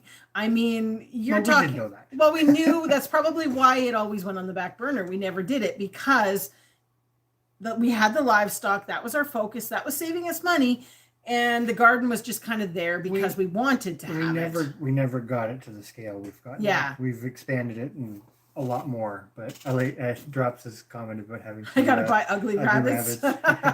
Ours are all so cute. Oh, but anyways, it's like the little piglets. They're so cute. Mm-hmm. But I know they'll turn into pigs. But right now they're so cute. But Yeah, so I think I don't know. We're kind of going around in circles because the like it's going right back to the beginning of the discussion. Chickens are absolutely not off the table, and we're not really changing anything on chickens. Everything else has got some discussion room. I mean, we're Great point, honey badgers. Sorry, she said, remember the world's gone funny. Stock and grow what you can to survive. That's a big part of it because some of the decisions, it's like our sheep. We Exactly, Wicked Awesome Gardening. The tomatoes, oh my gosh, the hours you spend just tying up. I don't know how many, I still, we haven't fully caught up on your channel yet because I know we're new to it, but we have 126 tomato plants and the hours just spent. but it's also something about competing, and I'm going to go back to milk because this is kind of breaking it down, I guess, a little bit. Like, again, the ultimate goal would be you never have to buy anything food wise. Mm-hmm. Is it realistic? Absolutely not. Because you can't, or at least where we live, you can't produce it all. But what you can, if you can produce things, it's just a constant reduction, right? But milk, for example, milking the sheep. If the sheep are born in April, I forget the exact timing, but you leave them with the mums for a bit when they're younger before you start taking milk. The sheep aren't exactly like milking a cow. It's not something that keeps going forever. They have a shorter lactation curve. So the sheep is one of those things, as we talk about it, one option on the table is just, it's going to sound funny, but upsize the sheep a little bit, and that be the only sort of big hoofed animal you have. We talked about this the other day. If we didn't have beef and we got rid of the geese, and you might have some pork, you might have chickens, but if you got rid of the rabbits, the geese, and the cattle out of the equation, to substitute the sheep, what did we figure it was that we need to put in the freezer? Sorry, I was reading that. This happens all the time. Chris gets talking and I get... Sorry, what are we substituting sheep for? If we didn't have any meat except for the chicken and maybe a little bit of pork, how many sheep would you want to put in the freezer? We would need to do probably 12 to 15 to equal out what we put in the freezer for rabbit, and which sounds like a lot, but at the same time, those sheep plus the breeding flock, getting clean on the prairies, is not going to be unrealistic to feed, especially if you didn't have, like the rabbits, for example. We would love to go down the route of never having to do the pellets, but we've had a hard time with that. It always seems to be on the table. And we're thinking about some other options, but we've done a lot of experimenting with different options with different results in the past, and it's basically a case rabbit feed keeps going up. So the rabbits cost benefit ratio between the amount of time they take, the infrastructure, and the feed cost versus the output of the meat is really starting to get close. Mm-hmm. And it's not something like we can't make rabbit pellets. So no. I'm going to interject for one small moment to completely blame Guten Gardening for the size of our garden this year and my workload. And kohlrabi. Brampton Gardener's not in here because she wants to do a kohlrabi review. All we're gonna say is that may be replacing kohlrabi may be replacing a few brassicas in our gardens of the future. Yes. But that's a whole different story. We'll come back to that one later. But blaming Guten Gardening, because since we started watching your channel, our garden is now 3 times the size it was. Yep. It is. It's 3 times the size because more sweet potatoes, more kohlrabi, more... What's the other stuff that he got us growing? Quite a bit. Oh, anyways. and potatoes in different methods, so we got to have more space. Yeah. Totally, Guten Gardening is taking the blame for all of this. The garden side. The garden, no, not the animals, but the garden getting out of control. Yeah. It's not out of control yet, but... Oh, if they watch the garden tour video, they do see, you can't see dirt anywhere anymore. It's out of control. There's so many weeds, so much, oh my gosh. Did we make any slaw with kohlrabi? No, we haven't gotten that far yet, but... We haven't tried very much of it I don't want to spoil too much because there's a video coming on the kohlrabi review. Hey, Bomber Steve. Hi, how's it going? But, We actually put some horseradish in our one of our raised beds behind the house, and it's doing It's really well. doing It really came well. from, Yes. Crucy. Yep. Crucy does gardening and stuff. Yeah, we still have the 50 squash plants. We have more than that, but we have the 50 Canada crooked neck squash. Yep. 54 crooked neck squash plants, which are a menace. And then there are, I'm counting quickly, there's 10 of the winter, the big blue ones. And then there is, oh no, there's more than 10. There's 10 hills, but there's a couple plants in each hill. Anyways, we will be good to go. Hopefully we won't have to... we'll have to go to Honey Badgers and the garden. Find the story on my channel. Okay. Mills. We will do that. Yes. We will do that before we go to bed tonight. Actually, maybe write that down. Check out Honey Badgers. Write it down. Yes, on the piece of paper. Story. What was it? The garden story for Miss. A garden story for Miss Mouse. Yeah. A garden for Miss Mouse. We will look at that. But yeah, I don't know. Hopefully we haven't seemed like we've gone around in too many circles. I also wanted to conversation. Honey Badgers, you had mentioned about relocating. So are you looking to still stay in the Maritimes? I know this was a conversation way earlier and I kept meaning to ask it, and then now we're talking to you again. I stopped talking for a moment. Yes, Chris let us get a word in edgewise, so I was curious. Hey, Little Garden Big Dreams. How you doing, Kathy? Sorry, I interjected now. I threw you off completely. No, I just you're like, oh, a moment. Well, no, I think it's just a case of... This has been a great conversation. Honestly, it's been so wonderful. I mean, sometimes it's just nice to vent. No, it's not even venting or ranting. It's just... It's throwing ideas out there, and it's like a lot of the conversation and stuff, right? There's one way of looking at it where it's like, oh, none of it matters. Just, get your 50 broilers, this, that, and whatever, and like keep it super simple, which I'm totally upfront saying there's nothing wrong with that, but that's not the model we're going for. And our model is a bit complex, but at the same time, we do have proof of concept, which is why we keep going back to the chickens, because it does work if you can get it working. It's just that's brainstorming, exactly. Yeah, that's where you just can't do it all perfectly, and we're just trying to figure out if. And we just want everybody to tell us we're not crazy. We're not crazy. You can do it. No, I'm just kidding. No, we know we can't. That's why we're in this predicament and at the crossroads. Oh, she said no, they're going to leave the Maritimes. Oh, where are you heading? Maybe you come to Ontario. It's a possibility. It's possible. Yeah, it's just trying to figure out if we pull one piece, what's the ripple effect on everything else? Mm-hmm. Because, for example, I'm going to go through it because we haven't actually gone through the. Okay, hit them with it. Okay. So we've narrowed it down to 4 options. I think it's 4. So hopefully our I can 4 keep choices. On track on okay. This. So I'll write it down as you tell people. I think the least appealing right now is to keep going with the larger cattle. Because I think if we kept going with the larger cattle, we would definitely be looking at getting rid of the rabbits and the geese. For sure, and I think we'd end up long term. I don't think we'd keep with it, and so then it kind of becomes. Then you've lost the smaller stuff investment and still got rid of And going back to one of Honey Badger's comments right up at the beginning, it's like, is that really fulfilling the need of, like you say, the world is not necessarily operating the way it always has?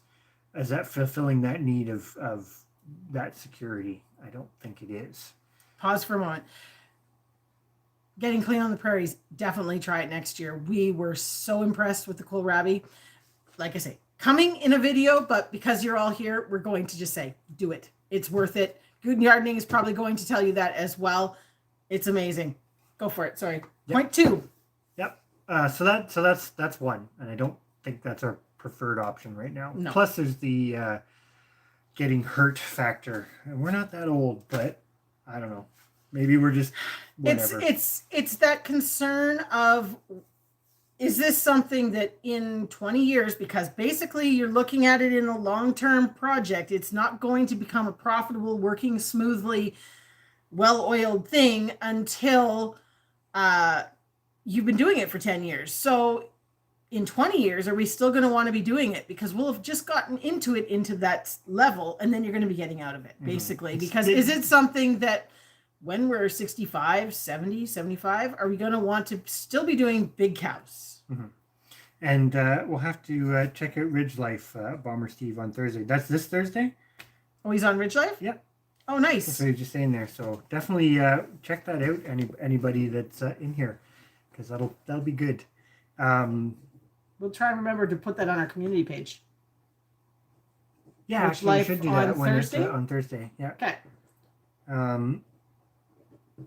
Sorry. Yeah. So that's one option.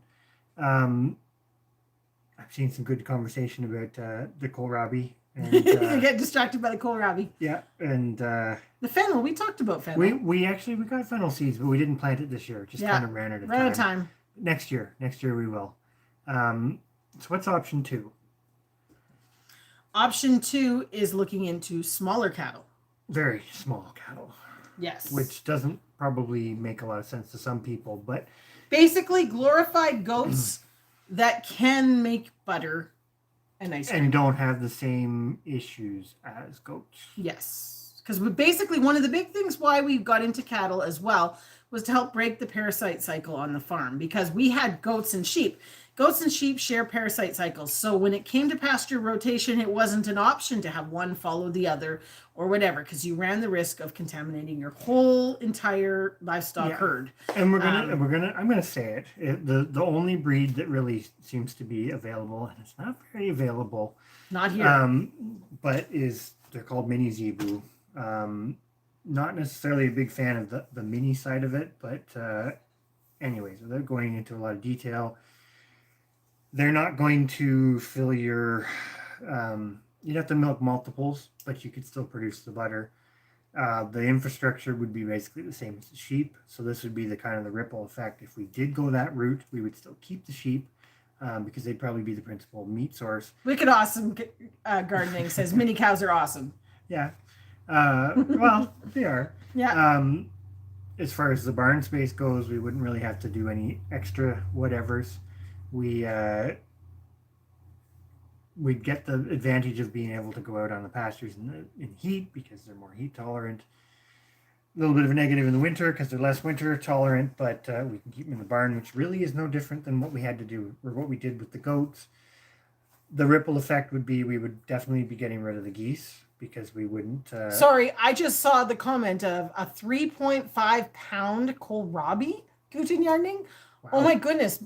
Our split, so we ended up having to pick them. Sorry, I'm bouncing around a little bit because I know we're talking about the other thing, but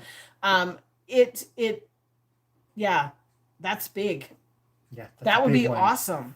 Well, that's the thing. We noticed the weight on them is amazing. So that's a lot of dense food you're getting out of them compared to. We're comparing that to broccoli because we're pretty much done with broccoli, but that's been an ongoing discussion. Broccoli is over. But broccoli is not working for us, but.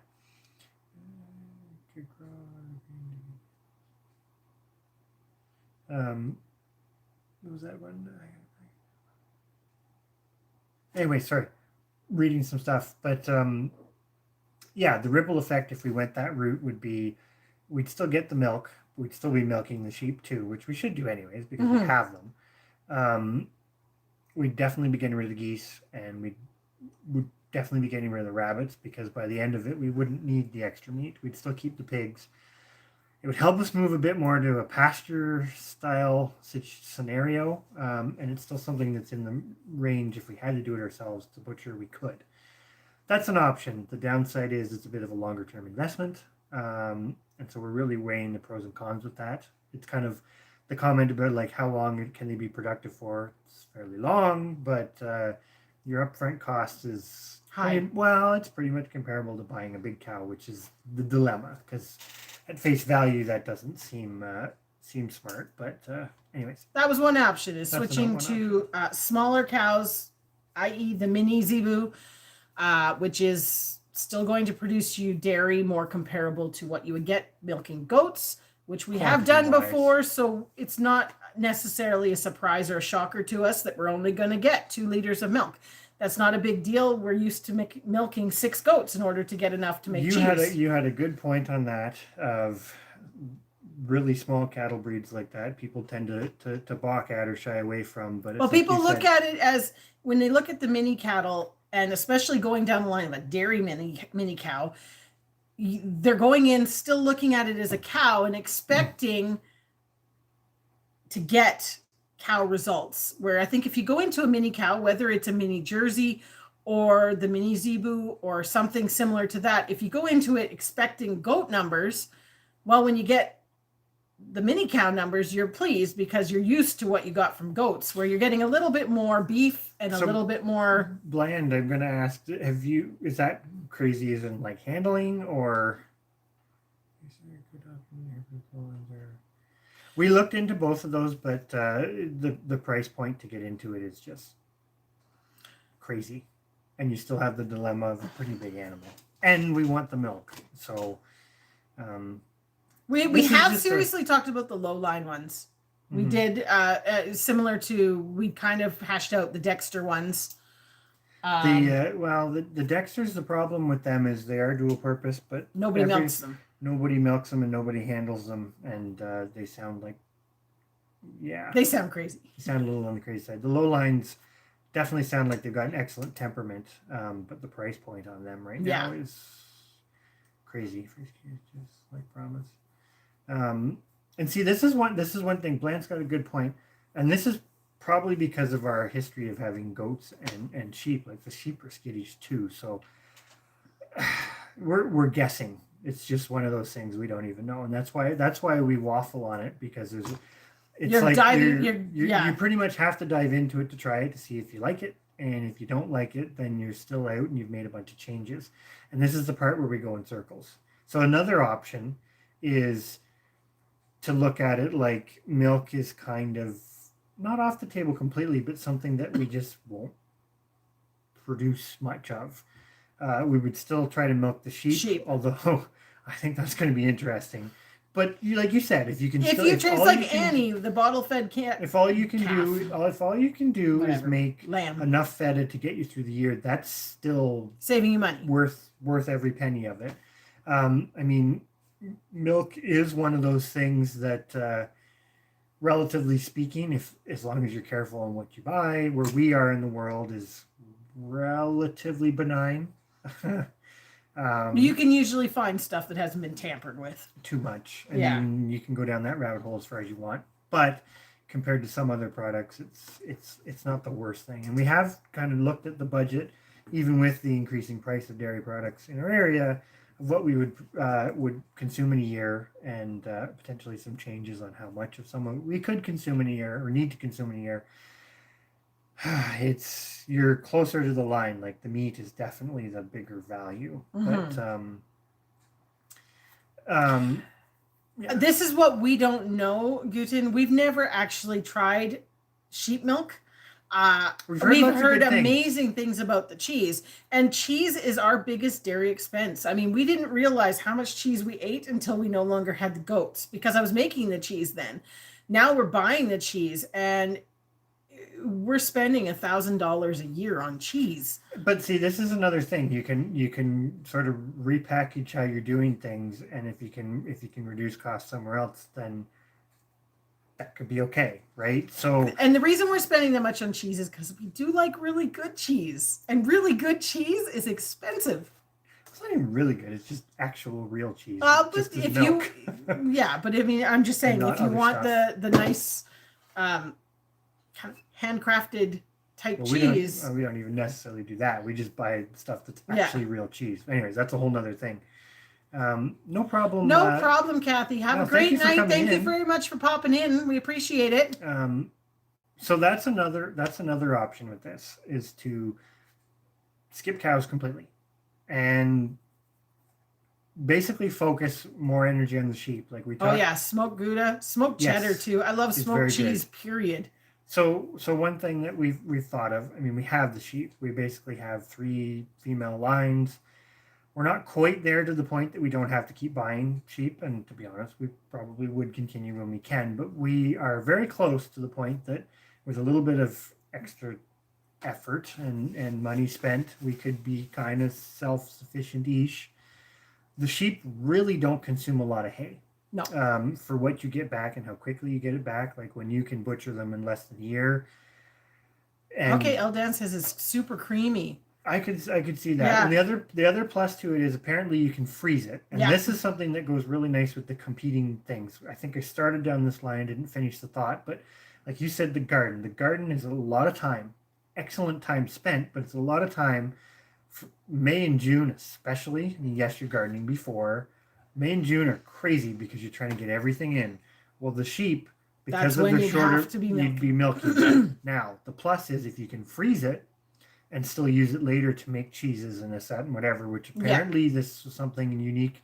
We've never tried it, but you can't do that with goat's milk and you can't really do that with cow milk. So if you can do that, then you're cutting your time down. And yes, you're right. The other Love part the lamb. is, and it doesn't matter which member of this family you ask, the most important animal that we raise is the sheep, because everybody loves lamb. And when you go to the store, it is not cheap. Like we eat lamb 3 meals a week. And the lamb would be one of those things to buy the quantity of lamb that we consume even now. Would cost a lot.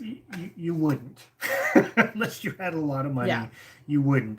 But this is the whole thing about setting it up. It's like the chickens. When I say the chickens break even, that's not including the quality.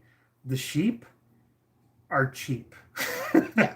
They're work, but the return on the investment is good. The problem is how many of them do you want or need?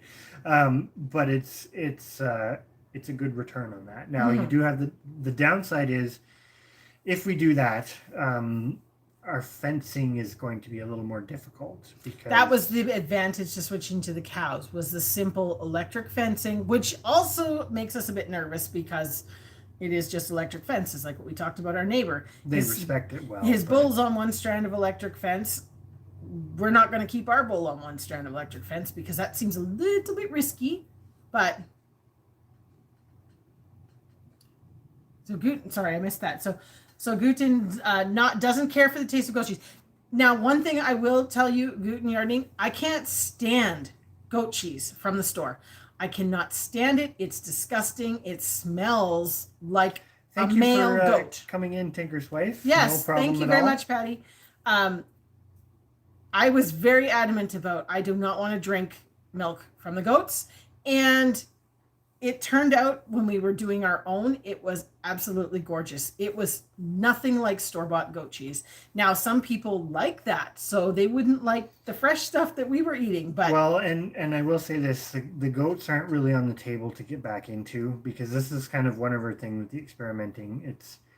It kind of goes into that cost-benefit thing again because, like I said, one of the reasons we got out of the goats was fencing, and you were kind of back to running them like the rabbits where you had to bring them the food, which hey, Farm and HVAC, how you doing tonight? Doesn't make sense when we have the acreage, basically. Like we have the space, so the sheep can use it, the pigs can use it, cows can use it. If we did upsize the sheep, we haven't talked about them at all, but then this is the one option where maybe the geese would stay. Where the geese are an interesting There's so many variables and so many options. We're so nervous to make the wrong decision on something and then change our minds on something and wish that we hadn't gotten rid of something. Oh my gosh. Have a good night, Drops. Thank you so much for coming in. Yes, thank you. We'll catch you later when next week or in another live somewhere. Yes. But so yeah, the geese would potentially still be on the table because it's something we can still pasture. But the rabbits are kind of the rabbits are the tough one because you could still do it, but the big thing with the rabbits is the way we have the rabbits set up. It is time consuming, and everything is brought to them. And do we really need it? If you've got pork and lamb and chicken and potentially the geese, although the geese are still we waffle on. Thank you for coming in, Guten Yarding. Yes. Not a problem at all. Glad everybody's finding it kind of interesting. Yes. Our trials and tribulations of decision making. We're terrible. I think we've said this numerous times in our videos. We overthink everything, and we tend to talk ourselves out of things, and we tend to take forever to make very important decisions. But then usually we are very happy with the decisions we make when we get there. It's just. But you guys are all along for the ride because you guys are our family now. Really? Yeah. I mean, it's so. I'm going to go off on a tangent from it. It's so amazing to me, the community that we build up here on YouTube, because like we're discussing stuff with you that we haven't talked to our families even about. Now, maybe that's because we also know that they're not concerned with it, but I don't know. It's so interesting, that whole thing of, where you're, it's not priorities, but it's. No, but it's interesting, right? Because you're able to talk to people who have maybe done some of the same things or gone through the same things or have similar interests. And so it's different, right? It's a different, it's a different audience of people that are actually interested in it. I'm going to touch on Eldan's comment there about the milking stand. And yes, we have already talked about that because I would like the stand for shearing the sheep as well. And I think that wool growers, I don't know if, because you might end up dealing with wool growers. I don't know. We go to wool growers in Carleton Place. Mm-hmm. I'm not sure where your nearest wool growers or whatever would be. It probably is similar. But anyways, they sell a really, really nice milking stand that has the ramp to walk up and everything. And it's all metal, so you can just hose it down, super clean, super easy. And if we decide that we're just going to be doing the sheep, I'm investing in that stand. Well, and this is something too, right? Because it's all about investing. Because I think Indiana Backyard Gardener, you're right. The one thing about the rabbits is you're getting, and this is something actually with all of it, because this is something we will say about the pigs. The pigs are the one animal where the manure that they produce is pretty much useless. Yes. So I wouldn't want to have too many. No, you wouldn't want to have too many. We have a separate pile for the pig manure. Whereas the rabbits are exactly the opposite, right? Because we've thought about this. Like we haven't really gone down this road, but one thing we need to get better at. We want to keep, if we were to do the rabbits and keep going with it, we want to keep the diversity. So you have 5 kind of lines of females right now. The rabbits have escalated. Well, I want to bring it back into control. We right now have 5 lines, but we actually have, do a quick count here, 11 breeding does right now. And so there's problem number 1. We know we've got too many does, but we'd be bringing it back regardless, and we are going to do that so that it's a little more manageable. But we still have the same dilemma of, to do it well, we would still need to invest in that infrastructure. So it's like what you're saying about the sheep. If you know you're going to milk the sheep, and investing in a proper milk stand, whether you buy it or make it, etc., is thanks for coming in, Blanche. Have a great night. And makes sense. Yes, thank you very much. I very much value all your thoughts and opinions on this. This is and everybody's. Yes, it's been so fantastic to just bounce ideas off people, and it's like Thorhaven has commented, it'd be great to have a roundtable discussion on this and have a few people come up and. Oh, maybe we will have. We probably still won't make a decision before next week, so maybe we'll do it and have a round robin and everybody can give their 2 cents. But it's so great. It's like what we were talking. Wicked Awesome Gardener was saying. You never thought you would have the community and build the community like what we have found on YouTube. And we value everybody's thoughts and opinions. And it's like Indiana Backyard Gardener saying, don't get rid of the rabbits. It's like, oh, we're so on the fence. Well, but nice thing is she did say the geese could go. Well, and I'm going to pick on the geese for a moment, because I know you didn't really actually say that. No, but they're an example, right? Because we were talking about this today. So we waffled on the geese when we moved here. We almost got rid of them. And then we kept a pair. And then we actually ended up buying 2 more pairs. And this is where it comes down to, we didn't lose any money. We didn't lose any money in that change. But the downside is, as we're finding now, we have getting in and out of stuff. When you're expecting a certain amount of production, you still have to select to get there. So for example, I'm going back to the chickens. When we started with the chickens, it wasn't just the case that we bought the chickens and they magically did everything. We had Oh, to work at it to get and a lot of years of them not working before it got before they worked, or not working well before. The sheep were the same, have been the same way. Like and a lot of learning curves. We lost a lot the first year. The rabbits were the same way. We had issues with, like, we even bought some heavy culling. Yeah, basically, there was always this like period, and obviously, the faster something reproduces, the quicker you get over that, right? Like the rabbits, you can, I think, weren't we like 3 years, and we pretty much had it running well. We had done a lot of culling to get rid of and we dove in and we purchased rabbits to get it all functioning. And this is the dilemma with the geese, and the geese exemplify this side of the decision making the best. Well, them and the cows, because the cows are long term too. But it won't probably do if we got rid of the geese, and it would be the end. You wouldn't come back to it, because it's that same thing. Like, even if you buy goslings, you're a couple of years before they do it well, and then you've got to amass enough, because geese don't do well with inbreeding. And I am going to say this: most people don't really do geese as much more than put and take anymore. So even though geese are known for being really good at brooding their own offspring and all this other stuff, like, you can't just expect it.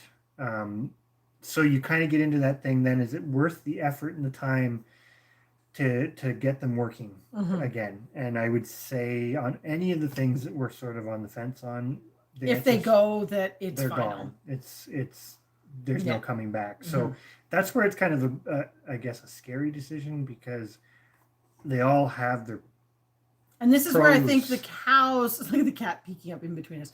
Anyways, this is where the cows hold such a huge stake in that, because if you don't keep the big cows, or any cows, period, all the little animals don't drain you at all, because you're not doing a big dairy operation that takes time and all. Well, not that we were doing a big dairy operation, but you know what I mean.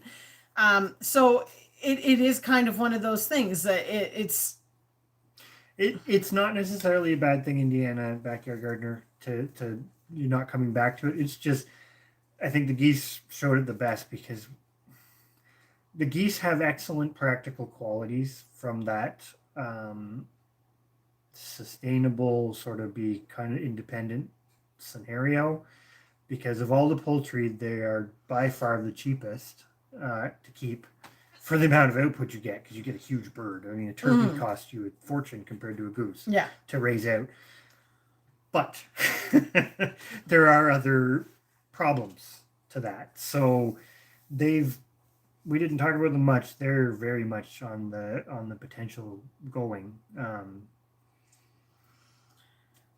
And it is one of those things: if you upsize the sheep, do you really need them? If you go with the cattle, do you really need them?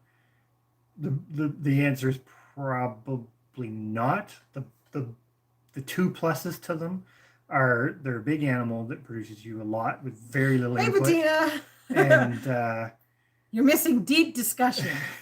They're a big bird that produces a lot of input or output for you with very little input. And the kids do not like the geese. The geese are. But at the same time, the kids can't handle the cows either. No, the kids can't do. Yeah. But the other thing about the geese is it's very easy to do it yourself. So those two qualities are the hard ones to get rid of. But then when you just look at it, do you need it? You probably don't. No. If we didn't have sheep and potentially doing cows, they might be a good option. So I'm going to go back to what you asked about the pelts. So we have tanned 2 pelts. It went famously wonderful. We did egg tanning and it worked great. Haven't figured out what we're going to use those for yet. But then we carried on and we did 2 or 3 more. It didn't go so well. Egg tanned. We haven't tried we haven't done the chemical tanning, the aluminum sulfate or whatever. We have everything to do it. We just haven't tried, but we still have, I think, 12 or 14 furs in the freezer. So we have preserved them because we put them in the freezer to tan at a later date. They were collected at the right time. And they were collected during the winter. So they're really nice furs. We didn't keep going with it because the egg tanning wasn't working, because we'd gotten busy and weren't doing it well, and that was at the egg tanning takes a lot. You have to do everything at the right time. It's if it goes past a certain time, it doesn't seem to. Very time sensitive. Let's put it that way. Relatively speaking, But so yes, we do, and so then that does give you another use for them. It's just a case of what goes to give you the time to do something with it. The goose meat is it's very much like, I'm gonna say, like beef. Like if you cooked a goose breast, which we did, and then just kind of slice it in like shaved meat, it would be like eating a roast beef sandwich to me. That's kind of what it tastes like. It's a little bit dry, like a roast beef. It's not a real juicy meat. Like, it's not like a piece of steak. It's more like a beef roast. Really, that's sort of how. And I've only tried it a few times. I've not tried. You talk about it in sausage. And that's the thing about like if we eat meat. If you're producing other red meats, do you need it? And this kind of goes into the diversity thing, because how much diversity can you actually have? Thank you for coming in for so long, Honey Badgers. We're gonna check out that video. We'll see if we can check it out tonight. And I wanted to say, sorry, I didn't see it's Jen's Pets. Thank you for coming in. How are you doing? She asked about the geese vicious, and it seems to really be depends on the goose. Yeah, it depends on the goose, and this is where Chris is saying about if you're constantly having to buy new ones, you don't know what you're getting. Where if you're breeding them, you're selecting for quiet ones. And but to do that, you need to have Drops. I thought you were leaving. He's still here. Anyways, he's back already from doing chickens. Oh, okay, maybe that's what it was. Anyways, we have one pair that we bought. Basically, we have two pairs that we purchased, both of them. And we have one pair that is lovely, never chases you, never really, very protective of their babies when they were little, but now that their babies are bigger and doing their own thing, they're fine. They get along with all of our other animals, no problem. Then we have the second pair who... It's the exact opposite. They're not super aggressive. He's not aggressive, not like you can't deal with him, but, like he chases the kids and chases the animals, he attacks the sheep. So... we've got that thing of, basically we've got a cull bird that we would replace. So he wouldn't stay, his offspring potentially are going to have those traits. And then you've got the same thing. You've got to invest X amount of time and effort to get the birds, to do the selection, to keep the breeding stock, to then get yourself going. And it's kind of, we're basically back where we were last year, whereas is it worth it at this point? Given that some other things are potentially working better, but that's cool that you actually Jen's Pets, that you know somebody that got some champagnes from us. I'm not so sure about the comment that she shouldn't have them, but hopefully we don't want to know. Hopefully it's not a terrible home for them, but no, we are very, and this is another part that's very hard for us with making a decision on the rabbits. Because it is something that we've been doing for a long time, and we've prided ourselves on how well we do it. And it's hard to make a decision to stop doing that just because you don't need them. I think because they're kind of part of your life, not livelihood, but your life, your day-to-day life. That's what you do. That's what you've always we've always strived to be independent with the rabbits and have good quality breeding rabbits. So it is tough to kind of go around in this and have these conversations. And we've said, maybe we just need to get it under control and not have so many, because when you take 11 rabbits and you breed them, all of a sudden you have 100 rabbits, and that's a lot to have to deal with in July. And I think that's where we hit this point every July, because it's butcher time and you have a lot of stuff and a lot of things on the plate, and then you wonder. Well, and we can get better at it. It's just, it's I don't know. We have days where honestly we agree with you, like the geese go. I think, to be honest with you, the only person holding on to the geese is him. No, it's when you go out and you talk about the time perspective of it.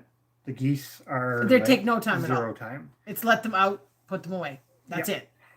And that's the only part, because they do, the one pair does amazing, the other pair not so much. Yeah. They probably don't make sense though in the grand scheme of things. I'm bouncing through a few things. So I like where like Indiana's going. The geese and the pigs could go, and this is where we've kind of said with the pigs, we're keeping it very low key. We're just keeping a pair of them. Right now we have three. We're probably going to make the decision of only keeping one of the two sisters after they have their piglets, and just have the one pair. Keep it small, keep it simple, because we really enjoy them. They're such good pets. They're very the pair of them isn't a big deal. Yeah, and it's not a drain. Upscaling it is another matter. And we don't need any special infrastructure for them. But another thing about them is fortunately they're not as hard to get. Yeah, there's a lot of, they're on the upswing. There's so many people with kunis for sale and stuff now that you can get more if you wanted more. Whereas some of the other Whereas like the rabbits, you can't just go out and get more Champagne d'Argent rabbits. Mm-hmm. Unless I could go to America, but the border's not open. There's always lots. We're very fortunate to live across from a couple big rabbitries in New York. So when you could go across the border, it was easy. So I guess we could kind of, Bettina's asking, are we stopping the rabbits? This is the discussion. It's the dilemma. The rabbits are on the table only because of the fact that we don't need the meat. Border opens August 2nd. Oh, there we go. Wow. Look at, see, we don't watch the news. We don't stay on top of anything. So that's awesome. I might have to just go just because I can. It's been so long since I've crossed the border. I don't know. If I have no need for anything other than fabric. I always went across the States to buy fabric. As you can see behind us, I haven't had time to quilt, so I still have tons of fabric. But we actually found, Eldan, our geese aren't great guards. No, they're terrible. The American buffs are not great for that. Now saying that, I think our big problem, no geese, I think would work for us as a guard goose because we don't keep them in a small enough confined space. If we were keeping our chickens in a little electric netting free range pen and the geese were in with them, let's say, they would be great guard geese because they do let you know and they do try and scare off stuff. But because we keep them in such a huge, like they've got an acre, if not more, like Samson takes his babies and travels to the back pasture, like and goes, yeah. He walks miles every day. Bettina's got I still agree with Indiana Backyard Gardener. The rabbits and the manure that they produce is an excellent part of it, and that's a hard part to just kind of not have anymore. Sorry, I'm just reading over here. So Bettina, you brought something up that we've talked about many times, and this actually would go for all of it because, like I said, with the chickens, we have that option, right? It would be great if somebody else had the same rabbit. Like this is the thing with the smaller stuff. I think if you know other people who have the same breeds, it makes it far easier because you just have an extension of your herd or flock or whatever it is, right? And that's the part that's hard about it because it done this for quite a few years and it always usually ends up that you're kind of standing alone doing it. Yeah. And that's the hard part. And so we actually have, as Miles is getting thrown into this today, if he's still on here watching while he's butchering his rabbits, Miles keeps American chinchilla rabbits, which was our second. Well, it wasn't even a second choice. It was up there, and then we were back and forth between the d'Argent and the. Basically, we ended up with the d'Argents because when I made the decision to get out of raising the Narragansett turkeys, which was purely because you couldn't keep them where you wanted them. They were always on the front step. Yeah. We basically have a great night, Artists in the Garden. Thanks so much for coming in. We basically managed to trade some of the last breeding stock I have for the Champagne d'Argents. Yeah. And that's how it started. So the Champagne d'Argents and the American chinchillas were both breeds that, for their practical qualities, that were kind of on the table when we thought about starting it, and that's how we ended up with this one. So basically where we're going was, as in just throwing Miles, it's not even under the bus really, but as an example, that's somebody that we already have a relationship with where we exchange the Partridge Chanticleer chickens. That's somebody that's stuck with it as long as Chris has and does breed quality animals that you can trust and count on. And I think that's one of the things we've talked about was if we had somebody like that with the Champagne d'Argents that you knew you could get more. Close enough you could get them. It would be great. So we've also hummed and hawed back and forth with the idea of potentially changing breeds to be able to count on a bit of a network. Miles, you're never allowed to not have rabbits, American chinchillas, because if we change, we're counting on you. But that's still a big thing too, right? Because you're changing breeds, you're changing stock, and you've got the same selection process to get back to where you were. So Bettina says she'll keep some, but she can't kill them. So she'll look after a bunch, and you have to go down there once a year and butcher for her. But it is one of those things. It's still like the rabbits. We can do it all. We just have to make the decision. Sorry, I see that you came in. I can't see what your name says. The computer with the actual writing on it is so far away. What does that say? Majia's Sanctuary Farm. Hello. Oh, there. Now it's up. Welcome. I'm seeing some new names tonight. That's kind of fun. So kind of thinking from the whole conversation here. The rabbits have to stay. No, I'm going to go right back to it. So I'm getting this. No cows. No. That's not what sheep are working awesome, and we're going to milk and get a milk stand. Rabbits stay, geese go. And the pigs are just there. I think you got part of it. I think chickens were never on the table, but no, the chickens were not up for discussion. Yeah, but the only problem with keeping the buck and the two does, you're right, for just meat, but eventually that's been discussed as well. The whole thing of, that would sustain, you could keep them going for a little bit, but eventually we'd either have to source more rabbits, which if we change breeds might not be a problem, but to keep going with the same one, I don't know. Yeah, I don't know. Yeah. It kind of then goes down that line. I'm going to say it this way. It's like the sheep or even the small cows or whatever, where you could potentially keep enough of them if you're going down to just a couple. Because we've talked about this with the geese too. You could just have the one pair of geese, and you say it this way all the time. They just produce babies until you no longer have them. But that's still space and infrastructure and all that other stuff that goes along with it. It is an option. The problem is it probably would work better if we just had a rabbit, or we're crossbreeding, because then, which kind of goes back to one of the first things we were talking about at one point, all your neighbors had the same things, so it really didn't matter because there was always more just around the corner, just down the road, whatever. And now it's so if anybody wants to move into our neighborhood and start raising Champagne d'Argents, I'm quite happy to set you up with some, but you have to stick with it, and we have to be able to get some back from you at a later date. Well, that goes into, and that sort of stuff goes into that's coming from the biologist part of me, where it's like there is benefits to. Oh, sorry, I'm gonna just. Chris had talked about that. I have a photo of it. He was gonna see if he could take a photo. We weren't sure about copyright stuff because he was gonna take a picture of it and we were gonna put it on our community tab of the standards for the partridge Chanticleer.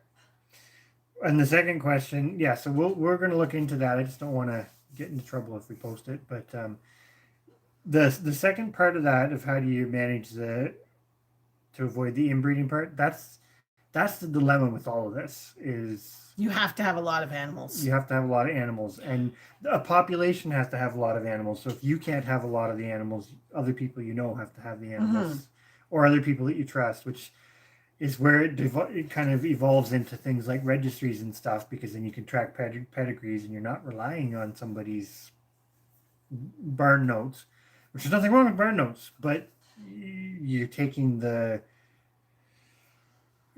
anyways, it just sort of escalates, right? At that point. Basically the gist for us, our chickens, and this is kind of where we've gone with the bunnies as well. Our chickens, we keep 5 genetically different lines of chickens and 5 roosters that are all different. And you can always move them around. We tag each bird, mum on the right leg, whatever color line she was, and dad on the left leg, whatever color line he was. And then when we put those babies with the rooster the next year, we make sure that the rooster that's going with them doesn't have the same colored tags. So you know they have at least one generation between them that's not the same. So your grandparents may be similar, but parents would be all probably different. Not, because if you've got the 5 lines, then Yeah. you're I think that was the question of how we kept it. This is your 5 maternal lines. As you bump the male from this one to this line, and then bump the offspring from that mating to this line, you're kind of doing like a clan mating or revolving mating. So it means by the time you get to here, there's 5 generations between them. Which Bettina has a good point, because this is something that I feel gets thrown around in a lot of different ways, but it's this hybrid vigor. You get hybrid vigor by crossing things that are completely unrelated, i.e. all breeds of anything, plants or animals, are essentially little isolated populations. Even if physically, somebody has them way over here in one side of the continent and all the rest of them are over here, they're still isolated from all other members of their species because they just breed within that breed. So you can get hybrid vigor by crossing breeds, but you can also get hybrid vigor by crossing things that are relatively unrelated within the same, which is where it all comes down to numbers, right? Because this is the problem with the cows. As things get super, super rare, you just don't have the numbers to be able to keep it going. To be able to keep it going without, you need lots of people to have them, especially with something like a cow, where it's not like you can have 5 or 6 bulls unless you have, hundreds of thousands of acres. Hopefully that answered the question. And that's just what gets complicated with all this, without doing it well, because if you are trying to do it for meat, it's like the bunnies. If you're trying to do it for meat, there are people that inbreed pretty closely, but not necessarily for meat purposes. Because eventually that inbreeding in of itself is not necessarily a negative or a positive. It just is a fact.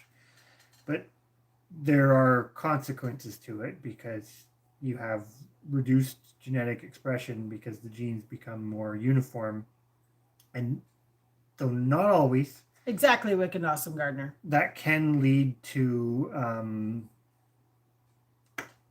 less things like productivity growth, for example. Growth rate can be stunted because of that. So your production qualities can actually be affected. That's why it's like going the cow route, crossing a Hereford and an Angus, because they have no relation going way back, works. But it also, when you start just crossbreeding cows of unknown lineage, it can also work against you. Yes.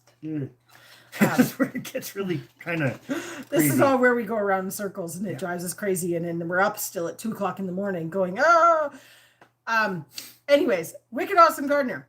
We are just a future reference, if this is something that you're thinking about, we are about 3 minutes from the Alexandria Bay Bridge. Right?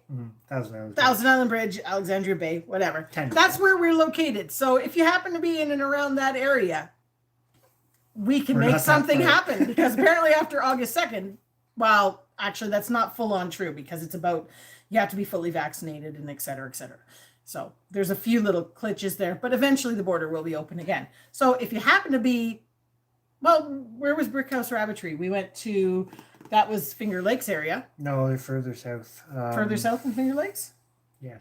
Rome. They were Rome. Was it Rome? Yeah, something like that. Anyways, it was something that sounded European. We've gone that far for rabbits. So that's... Yeah, Bettina's like, well, both Wicked Awesome Gardener and Bettina, it's like, you can lose your vigor, and that's the dilemma. And this is where I go back to the chickens, because this is going way back to starting this, which a lot of people don't start it this way, but I did some experimenting. Let's try this kind of chicken, see what you think of them. And then when we finally made a decision, it's like, no, you're taking all your resources and you're making it work.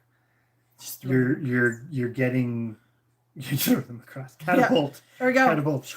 We'll meet out in the middle of the St. bunny, Lawrence. the bunny Swap poults, rats. the bunny poult. Oh, put them on a life raft. There we are. Send them across. But yeah, basically that's, I guess, where we're at now, because like the chickens, we've done that. We've put everything into it and gone with it, got it signed up. We're getting the vigor, we're getting the production that we want. We did it with the rabbits. We are getting what we want. We're just not sure if we need it. Questioning if that's where we want to go. And it's not so much the rabbits, it's the fact of when you have 38 acres, the rabbits can't go out and utilize that. You have to bring everything to them. So then that becomes a time, competing for time, for lack of a better way to put it. And to do it well, we do have to invest in more infrastructure. So those are the only negatives. And this is where each thing on its own, with the exception of maybe the geese, it's not like it's a clear cut, like, no, it's negative, we don't want to be doing it anymore. It's because we enjoy all aspects of everything. That's why we made the decision to get into all the things that we do in the first place, because we enjoy them and we have high hopes and dreams of being able to just do everything and be wonderful. But it's not realistic. It's not realistic. We are very fast realizing that some things will have to go in order to free up time to be able to do everything that is required. We do know that. It's just you're still in the experimenting. So Bettina asked for the update on how we were on the cows. The situation is the only things that we know for sure we do not want to lose are the chickens and the sheep. They are our staples, and we don't want to lose that. No matter what, all 4 family members have said chickens and sheep, no matter what. And I think the pigs, we've already made the decision, will be on a very, very small scale. As long as we can get a new pair every couple of years, we're just going to keep a pair and keep it small. And if for some reason we can't get them, we just won't have pork. It's not the end of the world. At least in the short term. Yeah. That's the decision on the pigs. The big things that are up on the table are the geese, the rabbits, and the cows. And the cows are not an all out. There's been a lot of discussion amongst the family about potentially investing in mini cows instead of big cows. I'm giving the real Coles Notes version of the conversation here. Big cows can be dangerous. They're destructive on the pastures. We're finding that we've bit off a little bit more than we can chew with big cows because neither of us are cow people. We've never been around cows. And it definitely seems to be and there's a lot of logistical issues. Yes. Between neighbors having big cows and bulls, and unless you're going to turn it into a business and raise black cows to take to the sales barn, which we're not. We always said if we were doing cows, we were doing it for dairy. The beef was purely a secondary product, a bonus product. Even if you never sold beef, never made money, the reason that you were going into cows was for dairy, and it had to make sense from a dairy perspective, because otherwise we weren't doing it because we didn't need the meat. Between the sheep, rabbits, chickens, geese, we have enough meat to feed an army. The cows were purely for dairy purposes. So is that what the horses are for? Handling cows? That's somewhat. Bucky is kind of the guy that moves the cows. Well, the horses are not actually on the table. There's only Bucky, and Bucky is he's 27 and he will live out his days here, and we probably will not do horses after that. So the nice thing is Bucky has gone very independent. I know, I can't remember if this was Bettina or if it was Adrienne that asked about the Bucky and the cows. Bucky's gone very independent of the cows. He likes the cows, but he also could take her or leave them. He goes off by himself and goes to the back pasture, and the cows come to the barn and he stays in the back pasture. He really couldn't care less if the cows are with him or not. Now that could be because the sheep are also back there, so he has the sheep to keep him company. There's so many things that kind of factor into that. But Bucky has just kind of become this laid back, as long as I get to be in the barn during the day and whatever. But see, one thing, I'm going to go back to some comments, but one thing about the horse is, the horse doesn't produce anything. Manure. The manure is very good composted down. But you're not breeding it. No. And I think this is one thing about livestock. As soon as you, and this is something I do think is a topic people don't talk about, because to to keep getting eggs, you have to breed chickens. No, the chicken will lay without breeding, but the chicken doesn't last forever. And I know some of them last for a while, but you eventually have to, as Drop said, and I'm going to come to that comment in a second, you have to refresh them. So to get eggs, you have to breed. To get meat, you have to breed. To get milk, you have to breed. So unless you're just buying a freshened cow or buying weaner pigs or whatever, then you don't have to breed, but somebody always has to do that. Yeah. And I'm gonna Wicked Awesome Gardener. That's cool about the road trip. I didn't want to miss that, but that would be cool if you come this way. But if to get a homestead product, unless, like you say, if all you're trying to get is the manure, you don't have to breed to get manure. You can just purchase an animal and you still get the manure.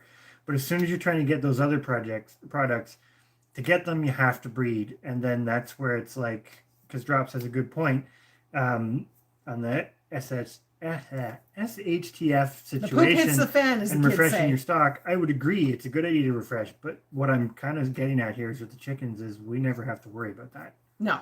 We can refresh on any schedule we want because we physically have enough animals in enough genetic diversity to go forever, as long as we'll live. Mm-hmm. And if we couldn't get something from somebody else, we can keep it going. Which means we don't we refresh it because we're always swapping birds out as they're born and this, that, whatever. But we never have to do it all in and all out. From that perspective, I mean, worst case scenario, you could have a predator come in, but all their birds aren't in the same coop. Yeah. So you've reduced it. Like, you could have a disease come through, but again, that's why we keep them all separate. Yeah, so it's trying to figure that out. Ideally, would be figuring that out with everything, realizing that that's not possible on the bigger stuff. Yeah, this is where we've hit the roadblock. The sheep, you could get there where basically you need to bring in an animal or two every 5 years, just to kind of keep it fresh, as Drop says. Mm-hmm. You know, you don't want to get complacent. And the rabbits, you can do it. Yeah. You could do it. You don't need to, but you could do it with the geese. Well, the rabbits you do because you can't always get them. No. I'm saying right now we don't need to. We don't never need to buy another rabbit. No. But so it is tricky. Drops his comment on the horses. Yeah. Well, but it is one of those things. The one thing we've learned is it doesn't work if you keep the horse with the cows, because the cows start to learn that the horse really won't do anything. Danny's still scared of Bucky. Like, if Bucky runs, Danny runs.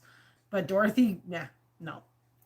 I think Bettina's got a good comment too, because we haven't brought it up yet, but about Daisy, just keeping the one cow and crossbreeding. I guess I did say it at the beginning. That's definitely an option, but essentially, at this point, Daisy is staying.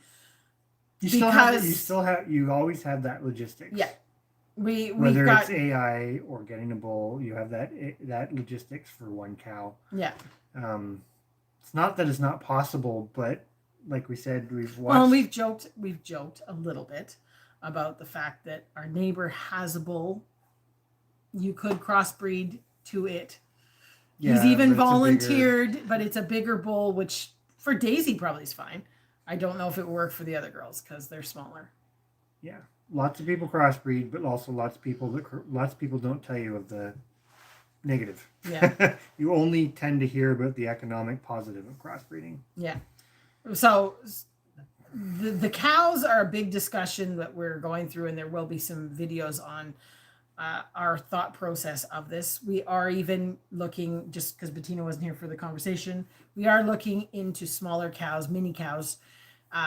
Again, not with the high production levels of big, like the Jersey or even the linebacks that we have. I mean, you would get 5 gallons not 5 gallons, sorry.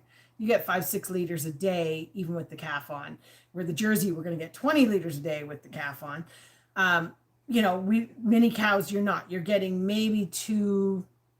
More like a goat. Yeah, you're getting a little more than what you get from a goat, maybe 2 to 3 liters a day. So you're milking more of them to get the same quantity of milk, but you don't necessarily have to. It's just something to sort of supplement so that you're not buying everything, which I think also works really, really well.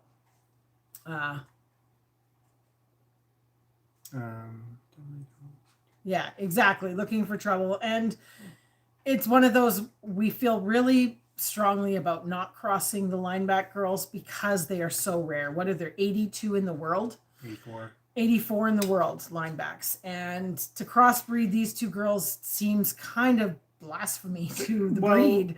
Without a purpose, right? Yeah. Because they have specific production qualities, but then you're with bigger animals, you're becoming invested in whatever breed association and the direction they're going with. We have to sort out this camera stuff so that the words, because I'm having a real hard time being able to read all the words and they disappear so fast on my phone. Yeah, the milk. I'm coming back to so a couple comments here.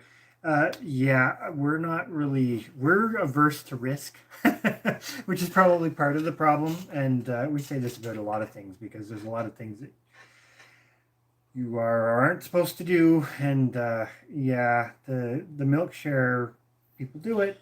It's risky.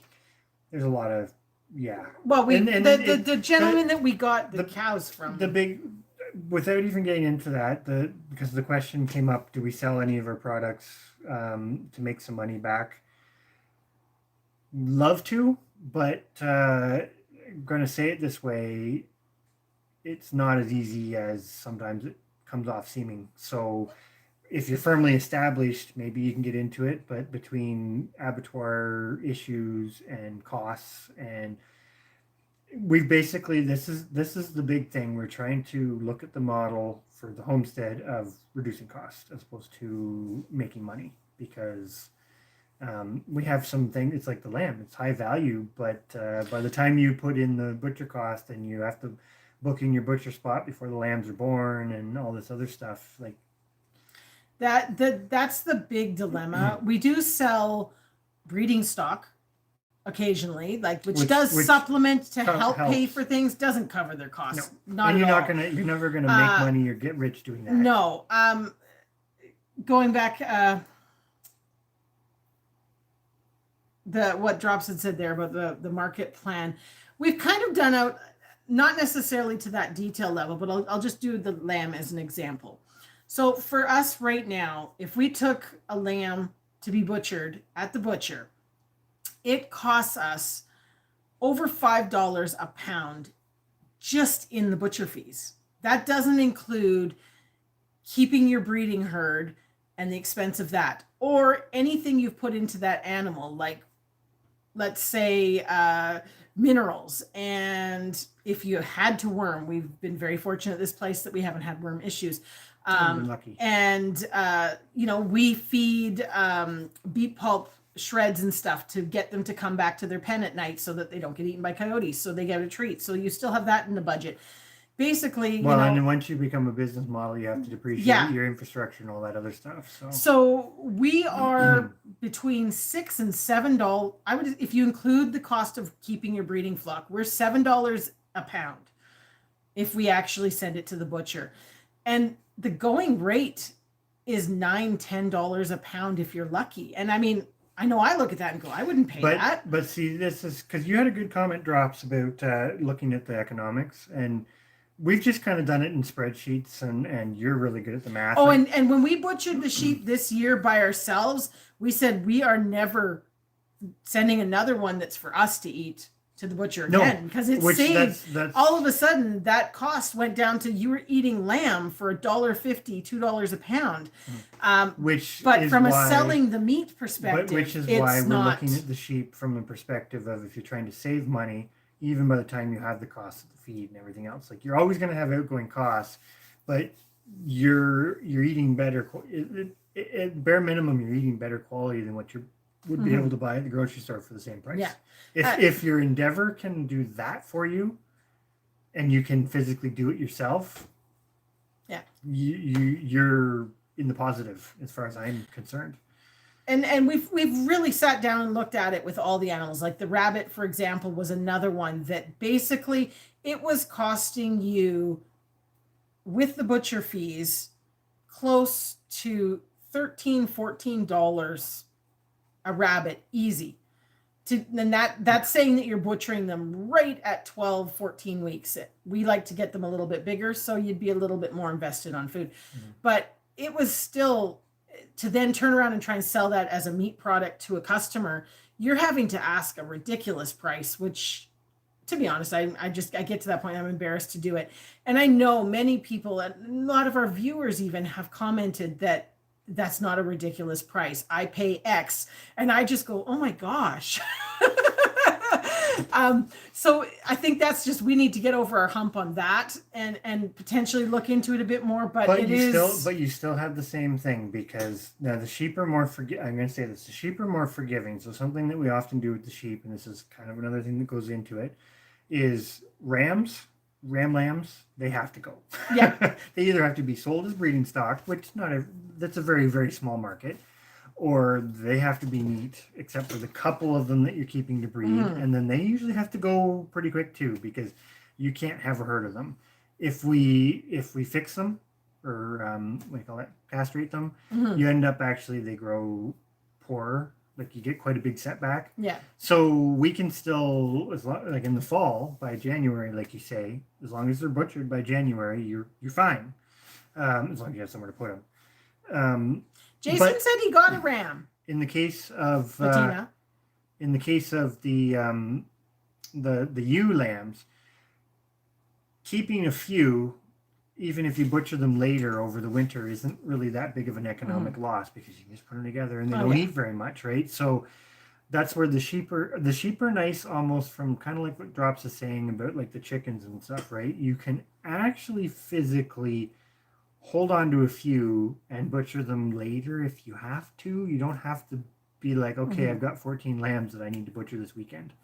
You can do it over time. You just have to be a bit smart about it. But this is the dilemma, because to get the economic benefit of selling the meat, you need to really figure out how many animal units you have to sell, right, and move. But then it's like you say, you get into the catch-22 of, then you eventually, like, we have a lady that she bought some rabbits from us. We've known her for a while, and she was talking about geese. She didn't produce enough geese, and she has a quota that she has to fill to keep her customers happy, and like, it just becomes a snowball effect. But then when she tells you how much play she has on what she actually makes per goose, it's just like, that's so not even worth it. Yeah, no, that's switching to geese, but my parents were used to be the same way with rabbits. They had a quota. They had to grow it every month, X number of 5-pound rabbits, and they made, I think it was like $8 a rabbit or something like that, which is great. But then, is it really? I don't know. Whereas if you can eat lamb for, like you said, $2 a pound or whatever it is, that makes a lot more sense. So economically, I think, just given when abattoirs were easier to get things into and there was more of them, different story. But now that, because like Drop said, we have to send them there, they're becoming so few and far between. Like, it's like the cow thing. Unless you're willing to raise black cows or red and white cows, and ship them to the stockyard, which that has a whole nother thing on it too, because when you're talking about sustainability, is that really sustainable? Because you're feeding into the system. That's more for a profit purpose. It's not sustainable. You're also feeding into a system that is potentially got some bigger issues going on there. There's so many different reasons for doing things. There's profit. There is ethical. There is sustainable. There's so many different reasons why people do the methods that they do, and that's just where we've got our kind of vision and our methods. And it's like El Dan was saying, like, that is it's crazy how much it costs to do a sheep, and then you tack on all the little extras and keeping your breeding flock. And our butcher is, as long as it's a young lamb. If you do an older ewe, it's a different price. They work it out all different. But as long as that sheep is, I think it's under 18 months, it's $135 plus tax and environmental fee. Good night, Wicked Awesome. Yes, Donor. Thank you so much for coming in. Great to see you. So by the time you take $135, tack on your environmental fee and your tax, you are over $150 to butcher a sheep. And on average, hanging weight of a sheep is 35 to 40. I think our biggest I'm talking young sheep. I'm not talking adult sheep. I'm talking that year's lambs. Our largest one ever was 44 pounds. And that's mostly, like, we do feed some grains and stuff, but that's mostly grass fed. So yes, you can feed them more concentrates and drops. Get them you bigger. Even have to pay to get the organs and Yeah. all that. Even though that's part of your sheep, it should just be you get the organs and bones. Nope, you got to pay. That's awesome. You're done the butchering there, Miles. So how many did you do, and how many pounds you get? I hope you weighed it all.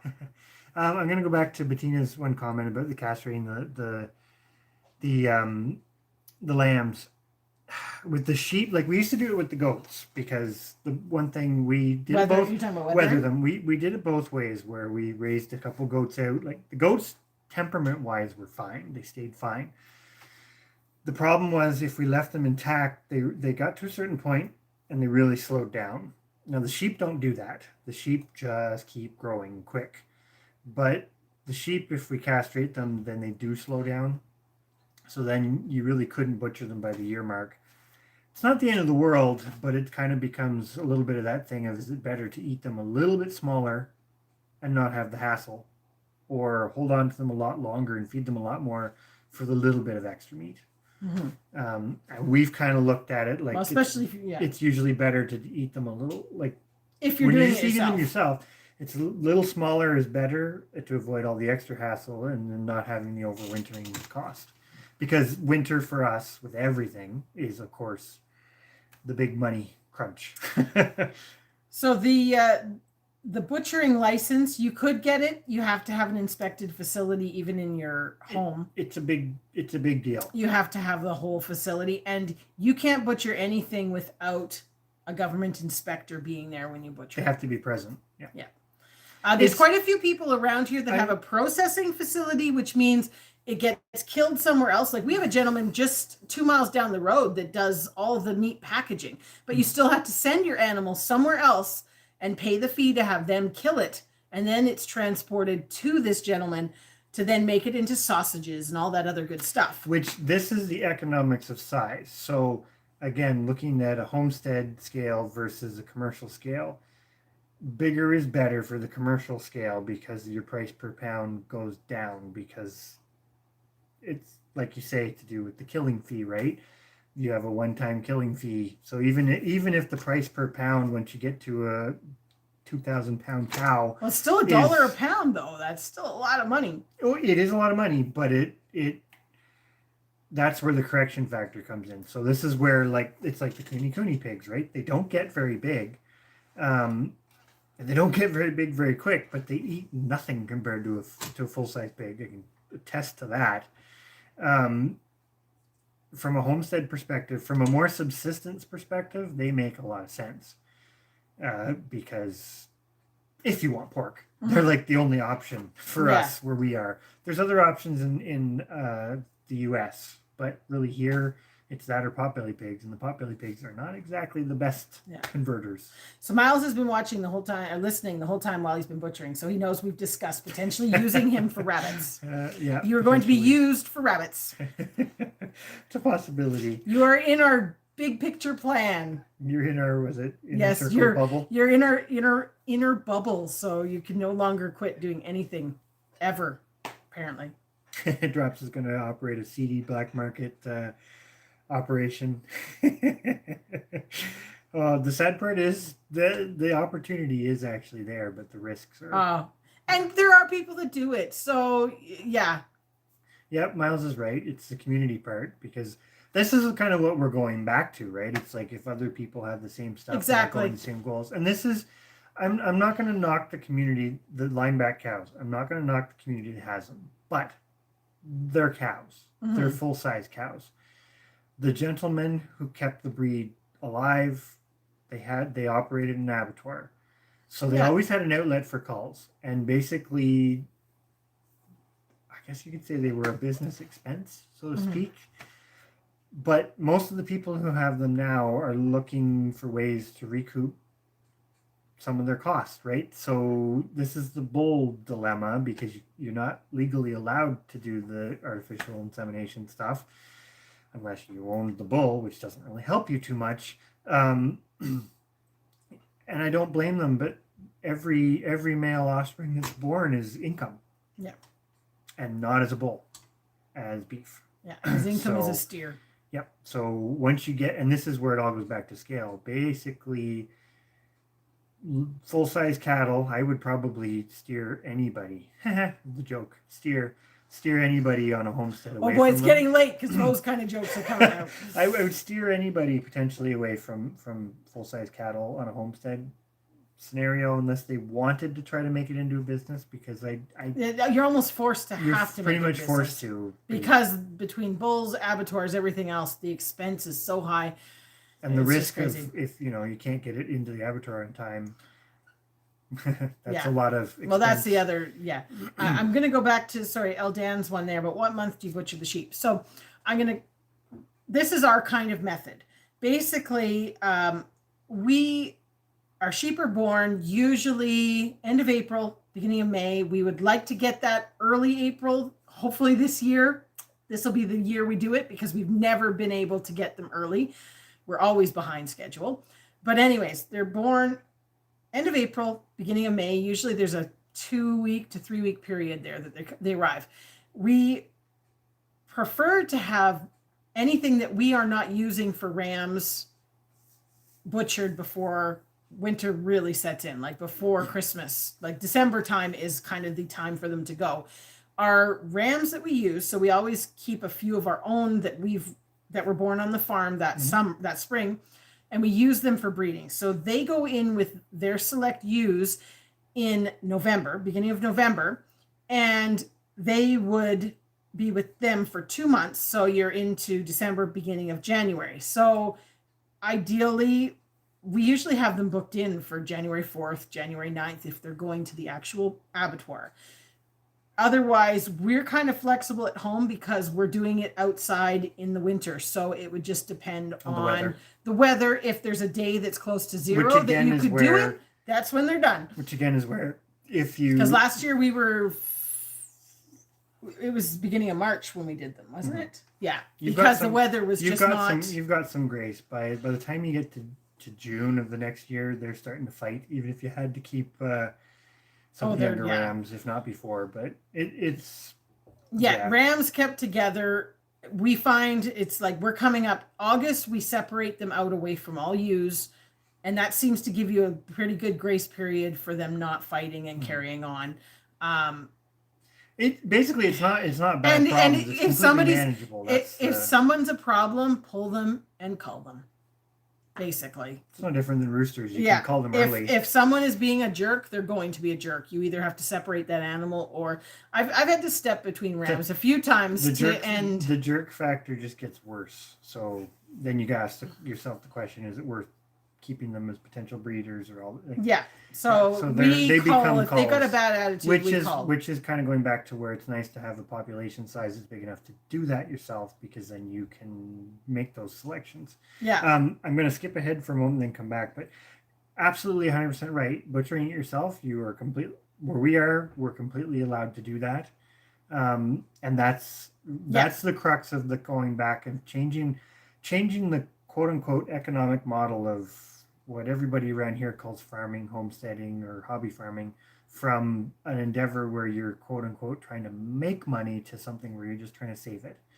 And that's where the livestock and how you manage them and the diversity you have and the numbers you have all starts to come into play in my opinion, very differently on that scale. Why are you drinking my water? Because my water's gone. Oh, no, it's not gone. Very differently on a homestead scale than it does in the commercial scale. Because like we said, the commercial scale, it would be very easy for us to make a little bit of income just raising black cattle. But I'm gonna say, like one of our neighbors, he does a cow-calf operation and he doesn't eat any of his own beef, because he just sends it all to the stockyard. Yep. Which then that to us just seems... just doesn't... Because you're still then now purchasing all your...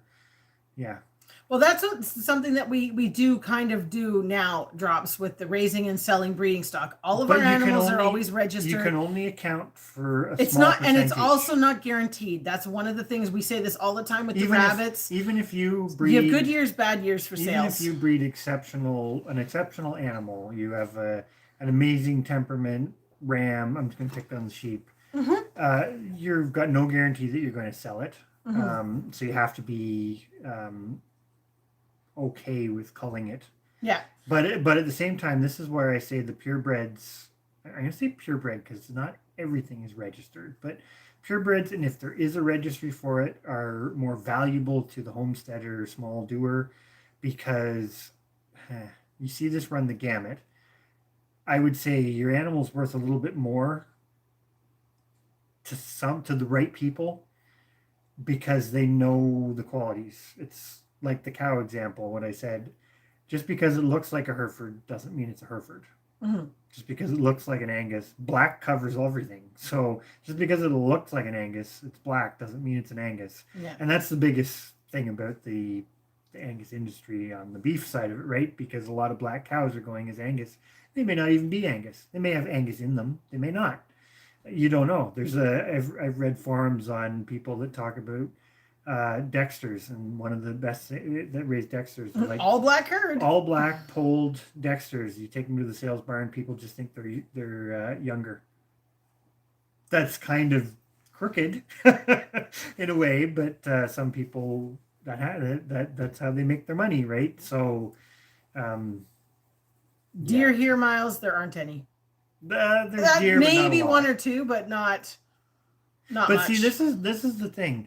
It's not our dilemma is not necessarily a meat problem. Like we're trying to produce, we don't have a problem producing more meat. We're trying to figure out a lot of the animals we have multiple purposes, right? Like the chickens, it's meat and eggs, which I know eggs is technically a protein source, but so which is kind of a no-brainer. The sheep, only because we use the fiber, they produce meat and fiber, and if we can milk them, then they're triple purpose. The rabbits, you can use the fur, but you've got to spend the time to do it. But you do have that side of it. I mean, they all, except for the pigs, have the manure side of it, which definitely is beneficial. But it's kind of that thing when you start looking at food groups. The part that starts the conversation snowballing is the milk side of it. Oh yeah. Because even if you just have the single Jersey and you milk it, and you just ignore the fact that that's probably going to be more time than you'd like to because you have to do it twice a day, you're still left with a calf. And if you're going to just crossbreed it or whatever and put that's going in your freezer, and then suddenly you don't have the meat problem. But you do still have to factor that into your feeding, right? Because that calf you're going to have until it's 2, and then you're going to butcher it, and you're going to have another calf at the same time. And so then that feeds into your hay budgets. And I'm going to go back to what Bettina said. You're right. It all depends on your pasture and your ability to do hay. But your ability to do hay is also dependent on machinery and equipment. And which we've learned.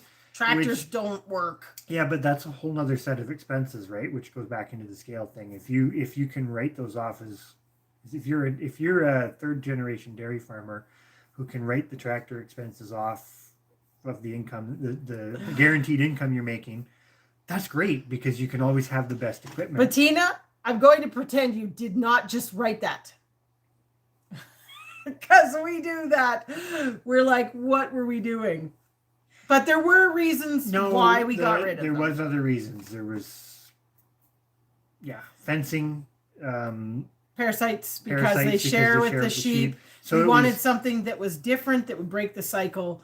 There were a lot of other reasons, but we really that comment has come up a lot in conversation. That also came down to the sheep and the goats share parasites. So your carrying capacity, if you're going to pasture them, fencing issues aside, because they stand on fences, which is kind of the problem, because eventually they destroy them. You couldn't rotate them through the same pastures. Well, yeah. Night, Indiana. Thank you so much for sticking with us. We are going to be wrapping this up in 7 minutes here. We are carrying on, but this has been such great conversation. The other problem with it was, from a milk perspective, you couldn't make. You physically can, but it's very difficult to make butter from the milk of a goat. It's not possible. Well, and you didn't like it. And the other part was the meat side of it, because you have to have multiple goats to produce much milk. Once you have multiple goats, you're getting twins times however, what were we milking at the end? 4 goats times 2 is what? 2, 4, 6, 8. 8. So that's 8. That's 8. I'm tired. That's 8 kids, right? You still have the cull factor, and to be quite frank about it, the meat wasn't as good.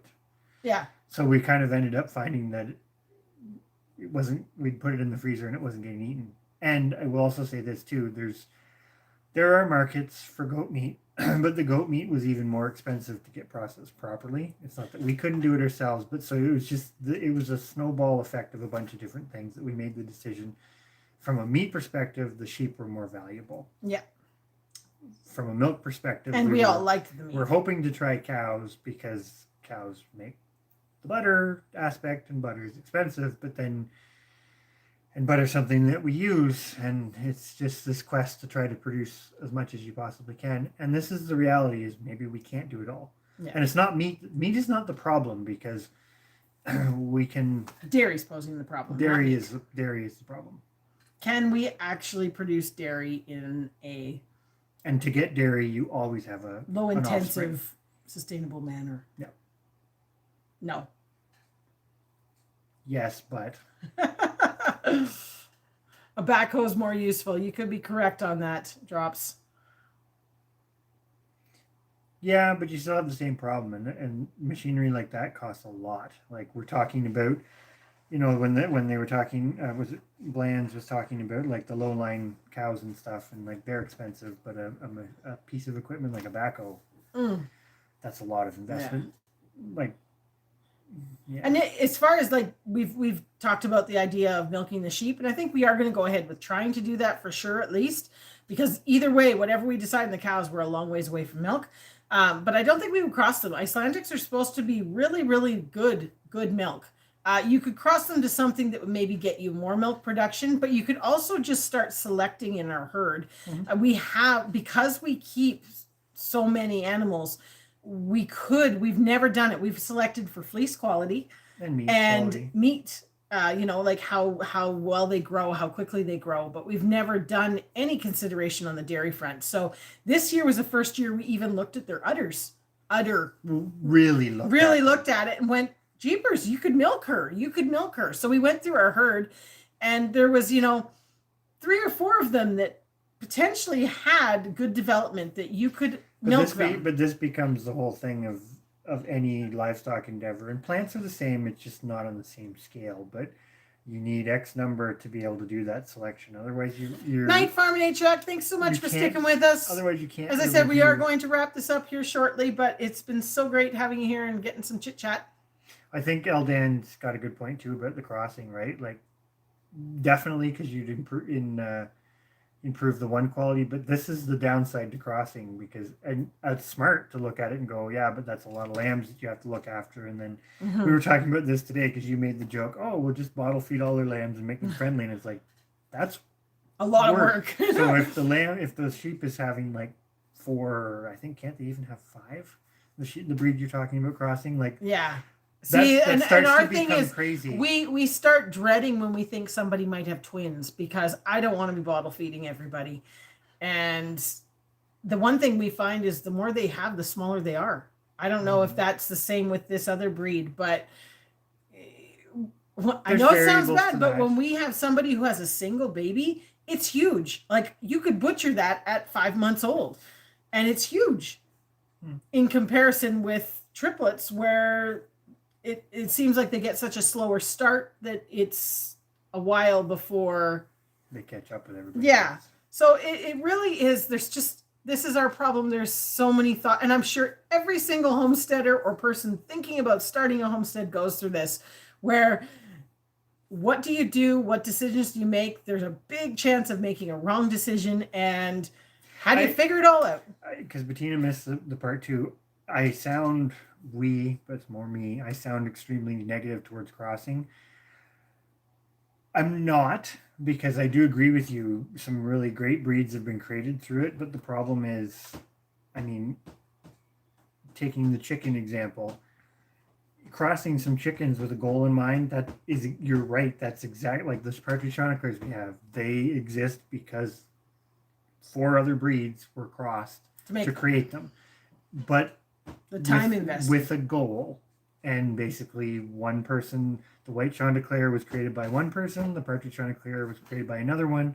They didn't do it completely on their own because they eventually needed a lot of birds in a lot of places, but basically one person can do that.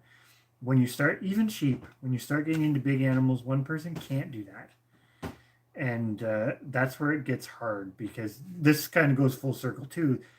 The crosses, more often than not, end up being worth no more in value than their weight, their minimum weight, their minimum value of meat weight would be.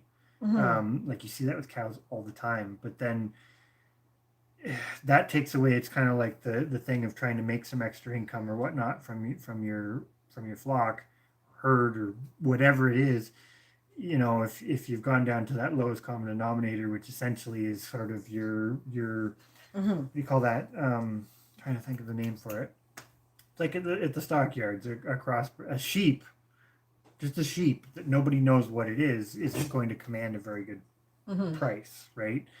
A cow that nobody knows what it is, a weirdly marked cow. Some people may be able to look through the color and see X, Y, and Z, but chances are, if it's not black and looks like an Angus, you're not going to get as much money for it, right? So that's the trade-off too. So the crossing in itself is not necessarily bad, but it's a long-term thing, and you still have to have a. Thanks for sticking with us, Miles. Hope you have a good one. Talk soon. Oh gosh, it is 12. We should probably go to. I'm going to end by answering just St. Louis here. So it's not that we don't want to get the eggs out there. We don't sell a whole lot of hatching eggs and stuff as it is, and we usually do not ship them. That's something that we've discussed, potentially trying to look into that.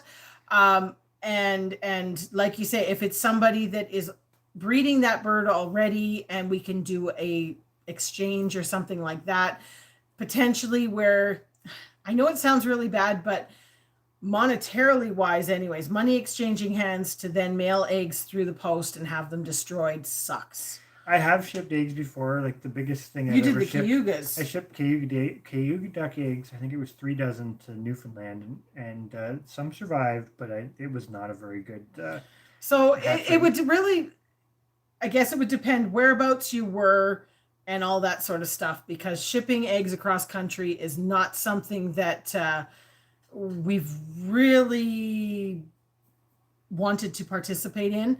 That doesn't mean that we don't want to further the breed or benefit the breed. So there definitely is that whole thing of. We might look into it next year, because I think this year wouldn't have been the best. I know people have done it. Well, it was one of those things. It was a chance this year, especially. We got it sitting somewhere too long, or it ends up sitting there and. We've never really thought about the gift baskets. No, we've done. I guess this is just it. Like, this whole conversation isn't necessarily about how to make money. It's how to reduce your cost and keep it sustainable with the resources you have. And this is where it becomes extremely individualistic. And thank you to everybody for listening to us talk for as long as we have. But I'm sorry. I'm going back to it's just St. Louis here for one more second. So. Definitely, if it's something, if you have the breed or interested in the breed, send us an email. Our email is on our About page, but send us an email with some of the information of what you're after and that sort of thing. I don't think, anyways, we could definitely look into it for you pending where you were, because people wanting to get into the breed is what we want. You want the breed to do well. It's just one of those things for us. we're so that. skeptical and worried about sending stuff through the mail and having it be a disaster for the person on the other end and having to deal with that problem. Well, Quebec's not even that far. Oh, well, we'll just meet at the border, depending where you were. But there's certainly options, and we're happy to discuss that sort of stuff. And like I say, okay, so he's saying no mail. So there you go. That was our thing, is it's not sending things through the mail is not it can be done. Chickens are better. If someone was really, really desperate and willing to take the gamble, I guess that's fine, but it's not cheap to send them eggs. They're heavy. And half the time, I think they just don't arrive in good shape. But if there's a way to actually meet up, or somebody who drives by or whatever, we can certainly sort that out, because we do sell hatching eggs at certain times of the year. So if you send us an email, or the best way to get a hold of us for that sort of stuff is off of our Facebook page. And then you just send. I don't know if you can insure hatching eggs. There is some rules for it. I haven't looked into it in a while, but I think it probably depends. Not probably through Canada Post, but I bet you if you go through your private thingies, you can. I don't know whether the Canada Post is set up to take them, though. That's the thing. I don't know if all the rest of them are. I don't know. Okay. It's been a while since I've looked into it. Yeah, we would have to look into it a little bit more. But if you're talking about just a meet and greet somewhere, then that's definitely doable. We can figure something out. We like road trips, and we're pretty easygoing. I mean, people are still with us, so I think we're going to end it there because it is late. But yes, glad you found it interesting, Bettina. Like, it's been a fantastic chat. There isn't just here's the answer, do it. It's like, and I think that's why we wanted to have the discussion, whether, and I think everybody's enjoyed most of it, is just because I don't think it is that simple, depending on what your goals are. Mm-hmm. Our goals, unfortunately, are potentially very awkward. But, yeah.